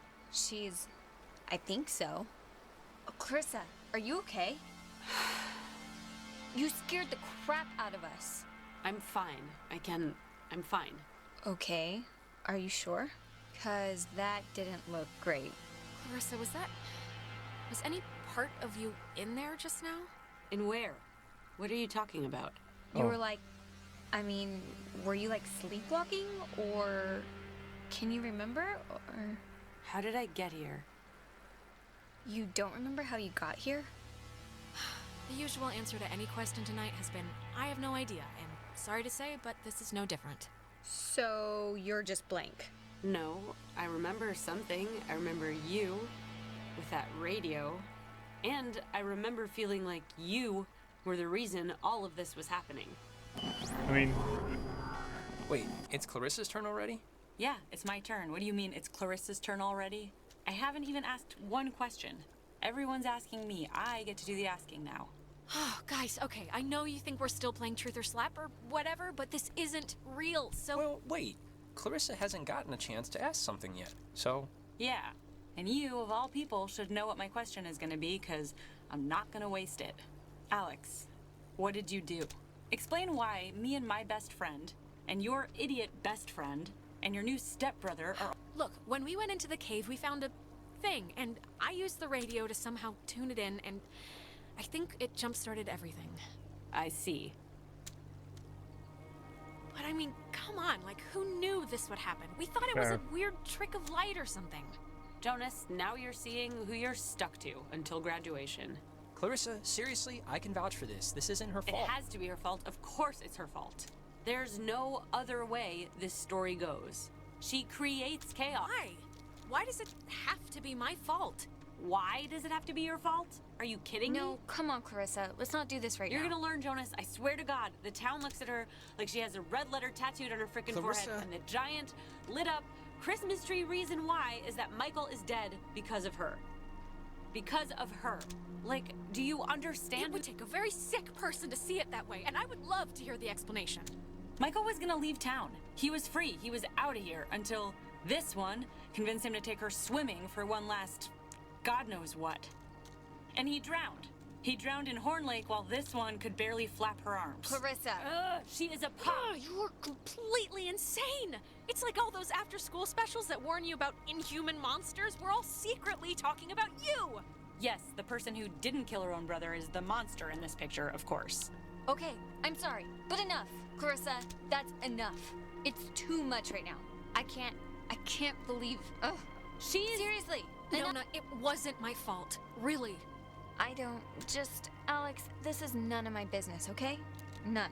But we came here to do a thing, and that thing is gonna get us home. So let's get home. No. Clarissa, what are you— All the Oxenfree. Hey, whoa. Man, do you ever get deja vu? Yeah, Jeez, once or I just got twice. a serious thing of goosebumps from one. Boy. I guess you don't remember, like, anything that just happened, right? To what anything are you referring exactly? Clarissa, like, totally freaking out on me. Blaming me for everything more than everything. Like just now? Nope. I don't really remember that. So we talked earlier about trauma, right? Trauma is usually something that characters bring with them into horror stories, where the horror aspects of whatever the story is telling becomes this reflection of the trauma. It is not done generally, I believe, for the benefit of the horror as much as... the Discord, the fucking Disky. There we go. As much as a way to make the horror mean something. You know, it is not for enhancing the horror per se. It is perhaps in the service of guiding it, but it's more so to permit the horror to give some sort of a catharsis at the end of it, right? Where lost loved ones are reflected, or the guilt of the lost loved ones are reflected in the horror. That is essentially not a strange thing in dream interpretation, something that both psychoanalysis and other even less reputable fields of psychology, they often talk about the fact that, you know, dreams are messages from our subconsciousness. That's nothing weird. And nightmares, you know, the stuff that informs the horror that we consume as a media, nightmares come about when our subconsciousness picks up on ideas that are so abhorrent to us that we cannot conceive of them in our waking mind. So our subconscious dresses those ideas up in costume, essentially, making them look like something else, but hopefully symbolic enough that they are going to get the message across. And whenever we wake up from a nightmare, it is essentially our subconsciousness pushing that boundary a little bit too far and making our conscious, well, not conscious mind, but our self or our super self realize what the unconscious is selling and essentially just cutting off contact. It's like, nope, just hanging up, right? And that jerks us awake. That, as far as I have heard psychologists talking about it, is essentially how you think about dream interpretation. Thus, it is not weird that we perform horror as a media, as a genre, with that in mind, that the horror is supposed to reflect something that the characters in the horror story are afraid or unable to face, and they use the horror as externalization or a manifestation of those traumas so that the characters can face them, whether or not it's, zombies or ghosts or demons or whatever the hell, right? It's horror may just be the least veiled or the most thinly veiled story trope or genre trope that's supposed to tell us a thing about ourselves, right? Other genres may use themselves to thinly veil or coat political ideas, mostly political ideas. Sci-fi and fantasy is usually about political ideas. But horror is about personal trauma more often than not. So the idea that Alex is running around with that guilt of having been the reason for her brother's death, and Clarissa and her pissiness being the catalyst to force or throw that in our face or exposition that to us, the viewers, essentially. And the horror elements playing around and manifesting as a way for Alex to face that, essentially. J.P.S viewers when he plays a game. J.P.S viewers when he japs and becomes a science nerd. Yep, it's weird. I don't understand it, Monix. J.P.S is a psychologist too. Nah, widely interested in a broad number of fields, and I have had the opportunity to, as a journalist, interview and talk to a few scientists here and there. I specifically with dream interpretation did a thing way back when, and it always stuck with me. I had the opportunity to interview a psychologist, an honest to God proper psychologist, and a shaman about dream interpretation. Turns out that they were pretty much in line with one another. They just confirmed, they used different language, essentially. So I spoke with a witch, and I spoke with a psychologist, a doctor, and they just, this is what it is. This is what it is. It was 5 just now and went back to 1. What the heck, dude? I don't know. I can't. I don't understand it either. Okay, well, the office that we gotta try to get into is like right there. So let's try and whatever our way in. Yep, we can whatever our way in, surely. Do you have a rock? Do you have a stone? We're gonna try to get into the office thing, right? To get the key? Yeah, sure, Nona. Let's see here, Monix. I get we were trying to tell, but half of the things went over my head because your sentences are so complicated. I'm sorry, Monix. Is that something I need to work with? I mean... Yep, this isn't budging. I don't know about that. I think we can just bust our way through, honestly. The lock looks pretty worn. Bust our way through? What is that supposed to mean? I think we should try it. Nona, go ahead. Yes. Oh, that actually did.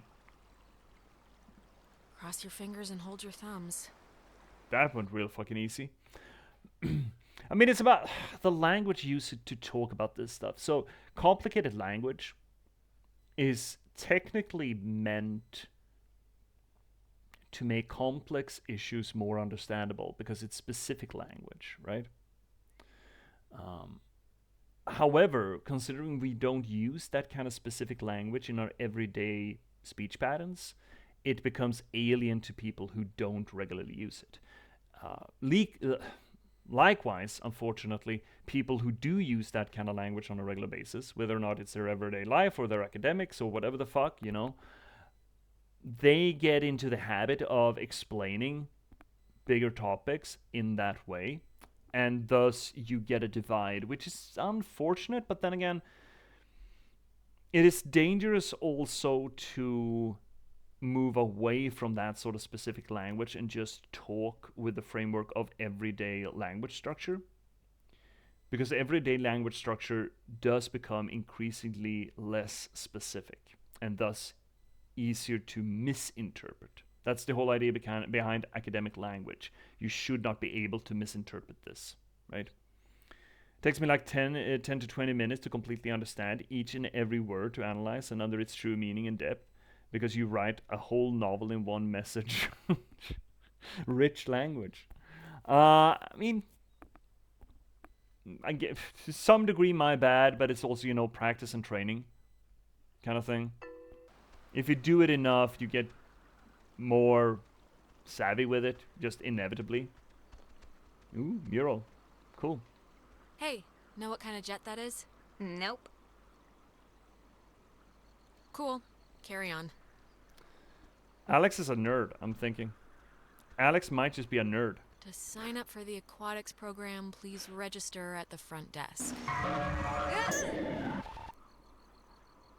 Yep. Okay. Has that happened before? Yeah, kinda. Oh yeah. Oh yeah, I feel like we're like a call-in show or something for them. Nice. Yep, that is correct. On DC. Well, I'll get to it, Monix, once I'm done with the stream. I think here's something. It's a combat jet, It's yeah. another pocket radio, I think. Oh, it's we got a larger one. Way more stations on the dial. Okay. Ooh, neato. Here's another one. It says they're wall radios, wave-assisted lock, whatever that means. Oh, duh. It says right here that each frequency is like a key to open the doors around here. So they're like ID tags or something. It must work great. Let's hike it back to the gate. Ooh, wait, here's like a... Wait. Yeah? What is this? Personal effects of Margaret Dorothy Adler. Why would her stuff be here? Stuff be here? Didn't her family, or like, hasn't her family been carting her things back to town? No, we can start back. I just wanna... Okay, here. Oh, you're saying... Oh, okay. I thought you were referring to... Because I have heard Discord go off in the background, Monix. I write too complicated shit on DC. Well, at least on Discord you got time, right? You got time to digest it or take it in or look it up, right? I'm sorry, I mean, I don't know how much one can realign their... I mean, surely one can realign their language, and that is essentially a skill of communication, right? To be able to reach out to people. But even more so when you're talking about sensitive or... When you're talking about topics that are sensitive or require a certain amount of specificity, it is dangerous not to, I feel. To not use the quote-unquote proper vernacular. Whom it should concern, this island and its history is a lie. Jeez, she didn't have fond memories of this place, did she? What? What could that mean? I have been compelled by both forces outside of my control and my own willful concern for the safety of others to conceal the many truths about Edwards Island. Curious. But now I feel any further inaction may carry a far greater risk. Many truths. Shh.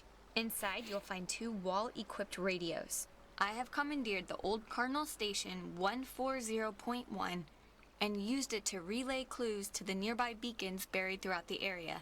Find these beacons and the notes within, and discover the true chronicle of the island. Oh, Scavenger hunt! Scavenger hunt! Scavenger hunt! Wait. To whosoever finds the material, know that I'm discomfited in keeping it hidden and ashamed for the lies I helped preserve. But also know that I acted in what I felt were the best interests for all at the time. And truly for the interest of time itself. Margaret Adler. Oh, Christ. This is like literally a treasure map. Really Well, fucking cool. kinda. It's neat, but I don't know. We should probably just get home before we, like, die. Nah, fuck, we're doing this. Now we got a cooler radio. Yay!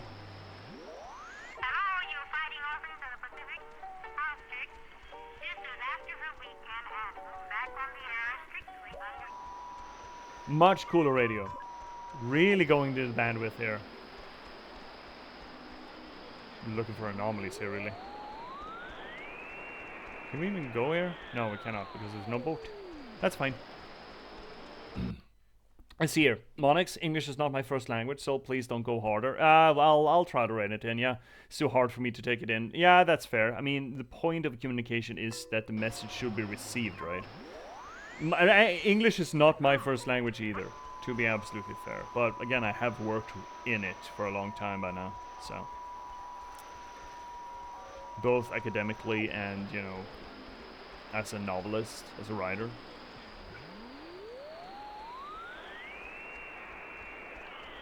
That's that thing. I don't care about that thing. I care about all the other things, the cool thing. Of intercept message by Lighthouse. Date and catalog 1968. Concerns report of indeterminate. Oh. You probably have more academic experience in English than my age. Yeah, probably. 50 megahertz to 50 to 150. J.P.S. Oh my god, the Kanaloa was destroyed by friendly fire? We've been lied to all this time. That's interesting. The USS Walter Roy, a destroyer escort, sunk the USS Kanaloa with friendly fire on October 25th, 1943. It had held a developmental nuclear reactor in its belly and had been sent out weeks earlier as a test of its capabilities. Relatively few even knew of its existence, which tripled the base's confusion when the submarine's communications had been cut. No one outside of a handful of us would ever know the truth. I would discover later that a weapons technician of the Walter Roy had been at Francis Salter's wedding. Salter was an engineer in Kanaloa. I don't know why, but it's strange to me. Nuclear? Cool. Well, we got doors to open. Fuck, let's go.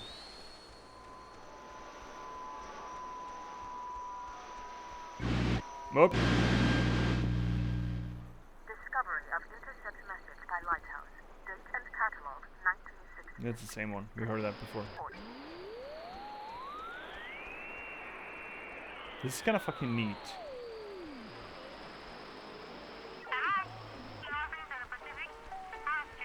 I wonder, can you... I would love to have a little pocket radio like this, actually. It would be really neat. I wonder if there are apps that lets you scan the bandwidths. Just so you can, you know, combine it with your phone, essentially. Is there a radio receiver to your phone?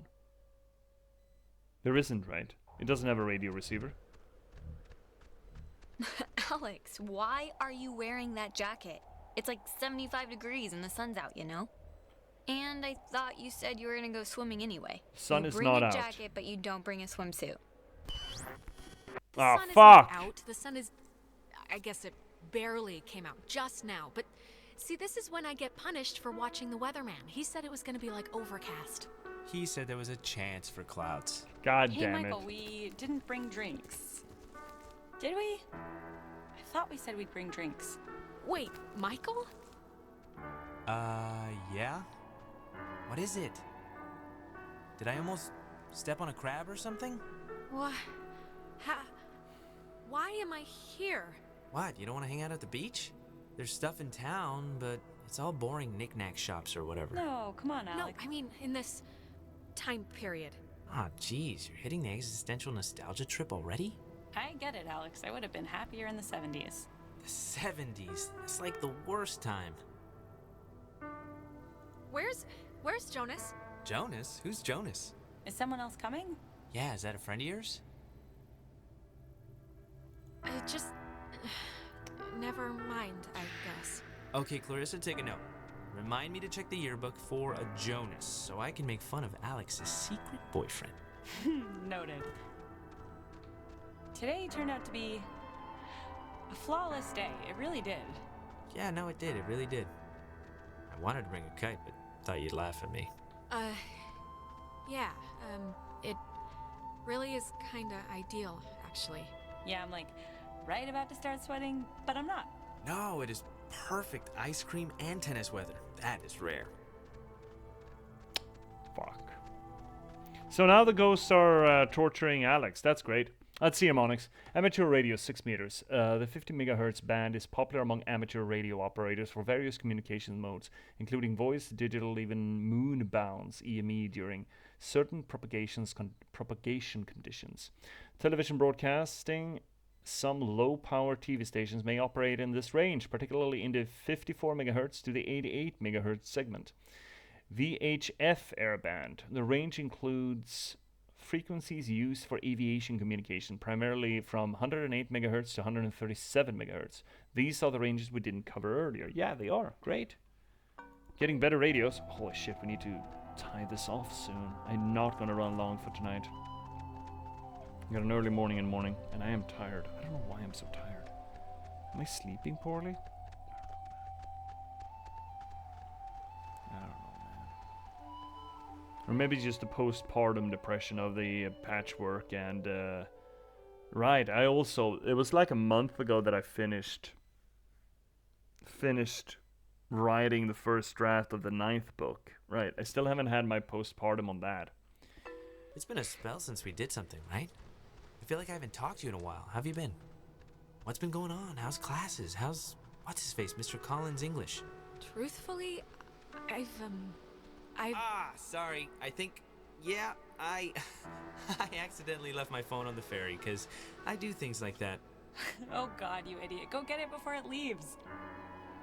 When I get back, I want to hear an Alex story. Can't I just come with you? I'll take 2 seconds. Think of something to tell me.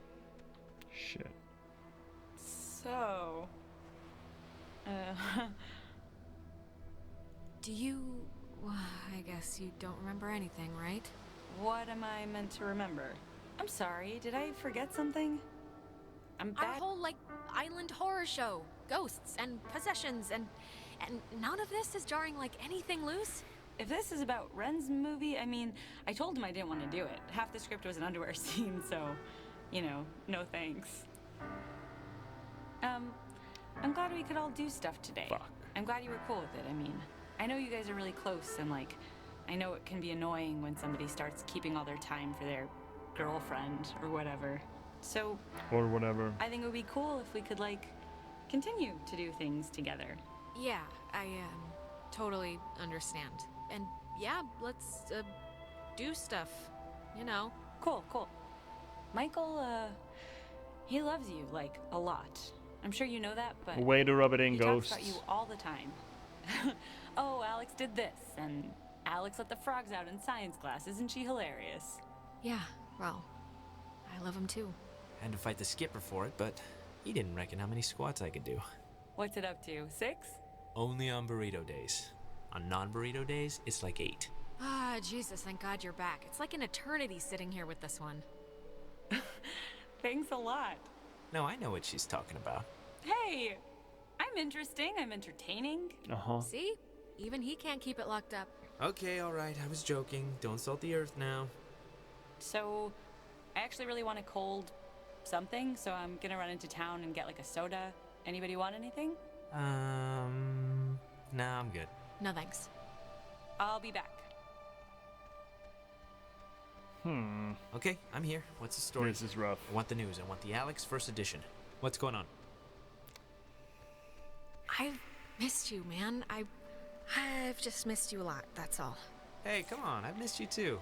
And I know I've been hanging out with Princess, but it's a two-way thing. You can knock on my door. We live in the same house. We gotta bring back movie night and board game night. No, Michael, I can't. You're not there. Well, sometimes I'm there. And look, I know this was supposed to be our day, but I completely forgot I promised Clarissa I'd do something with her, so thanks for chaperoning. I know it's not what you had in mind, but I owe you. What do you see in her, really? Okay, Tuesday night, she dragged me to a comedy club for open mic, shoved me on stage, and then proceeded to curse out the entire bar when they didn't laugh at my horrible jokes. And that was a Tuesday, so that's what I see in her. Yeah. I'm sorry, I just don't get it. It's important to me that you like Clarissa, Alex, so tell me the truth. What do you really think of her?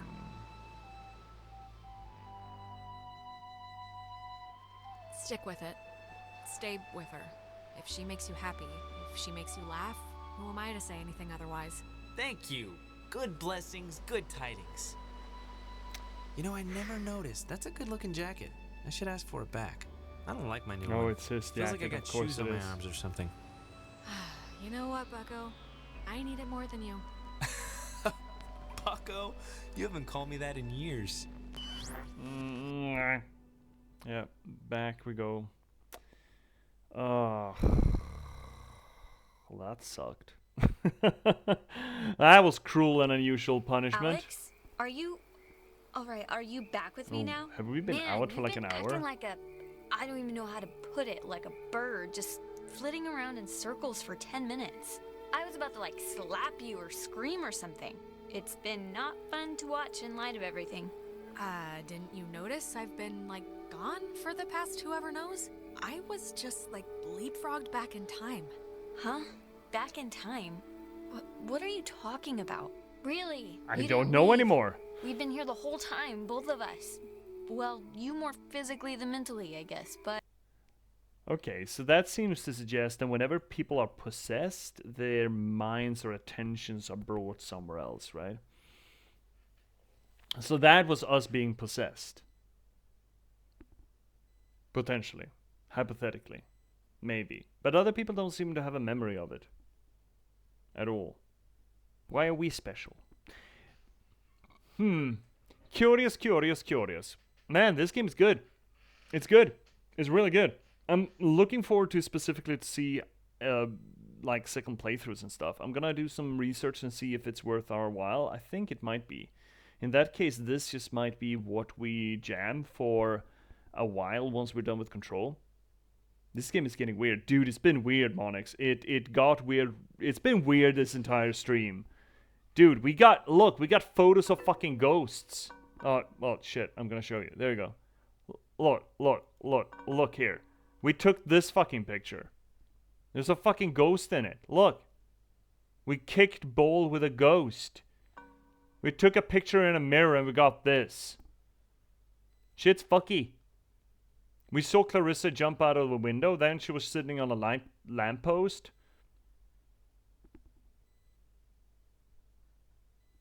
Ghost bumblebees talking to us through our radio. And quizzing us on history. That's just a demon I fight in my life. Yeah. See? Fucking take pictures of him and post him on... post it on some embarrassing site. Anywho, we're gonna tie it together there. We've been live for 4 hours. And I need to get to beddy. It's gonna be a long day tomorrow. I got a long day at school. And I got a dinner reservation in the evening. And then it's an early morning again on Thursday. Bushmoy. It's a lot. It's a lot. So we're gonna close it off. I'm not gonna run late. You got your pound of flesh chat. You got your 4 hours. So don't look at me. Don't look at me all weird, yeah? I would like to remind you, though, why we're here. Do you know why we're here? Well, we do try to approach the games that we play from a literary standpoint, trying to apply literary theory and literature criticism to them to figure out maybe how they function. We do this, well, for solipsistic reasons, really, because I want to sell you books. You see, I'm an author. I'm a writer. This is sort of my stock in trade. And I started streaming to promote that work, and in concept, with actually releasing one of my 9 books to you. It's the 6th one. The last box. Cyberpunk thriller. Spontaneous eruption of sapiens in a random slug of gaming code, and the people are unfortunate enough to have to try to reconcile with that fact. Does a few things different than most other AI media. It is not as conflict-oriented, and it is about spontaneous sapiens, not constructed, all of which permits us to approach the subject matter of transhumanism from a bit of a different angle than you might be used to. I think it's really good. I think it's really worth your time, and I would argue that the conversation that this one promotes is something that we are bloody well in need of approaching in the... well, yesterday, really, considering where we're going with our AI development at the time. So please check it out. You can find this little gem, links down below. First link goes to Amazon.com. You can get it either as ebook or print on demand copy. But on Amazon, you can also get the first 4.5 chapters of it for free. That's not a bad preview size. That's a pretty hefty one. So please check it out there. If you do check it out, the sample, and you get hooked on it, but you don't want to get the rest of it, why don't you check out the second link down below instead? The books to read, it's called, yeah. Aggregate feed, where you can get this as either ebook or print on demand copy at a bunch of different vendors. Amongst which being Apple Books, Barnes & Noble, and Rakuten Kobo. And I just saw that the pre-orders are slowly starting to come up for the next book, The Patchwork Sovereignty. So you could already pre-order your copies. The release is not going to be until the 7th of December. But it's kind of pretty cool to see it even in a pre-order in the storefronts. Barnes & Noble at least was carrying it. Vesper found it.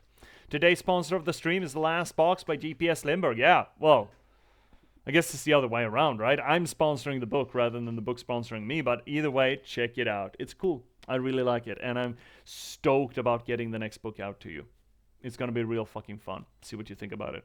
So, if you want to read something of mine that's a little less lengthy than a full-ass novel, third link down below is going to get you to my wasted words instead. It's a piece of shit WordPress. It's an online archive, really, for my other written work. You got short stories there, pieces of poetry, and a weekly column coming up every Tuesday. So one went up just a few hours ago, talking about Doki Doki. And I wrote about emotional health. I think it is something that is being overlooked. We're talking about mental wellness and mental health, but we don't talking about emotional health. That is to say, how we interact and approach our feelings and emotions. I think it might be good, but I'm a really bad judge about which columns are good or not. So please check out that if you want shorter material from me. If you want to join this growing community here on the channel, why not swing by the fourth link down below? It's going to get you to our Discord instead, where you can carry on these conversations about narratology or storytelling. You can talk about books, movies, other games. We got a science and tech channel for conversations such as what we had yesterday about electromagnetic waves and fields. So please swing by the Discord. If you want to give me a little bit of a kickback for the work that I do here, well, I mean, primarily, no, not primarily, but you do have the option for the, Twitch's whole ecosystem, but primarily buy the book. Read the book, or review the book, that really fucking helps, or refer the book. If it's not your jam, maybe you know someone whose jam it is. That really fucking helps. But if you don't want to do any of that, or you already have it, you still want to give a little bit of a kickback, whether or not, chat, fifth link down below is going to get you to my Buy Me a Coffee page. So, there you go. Now, before I get into what's coming up next on the channel, Twitch, chat, I'm not done with you, but all of you watching on YouTube, I am going to send you along because you've been really good and you've been, watching the show. So thank you so much for that.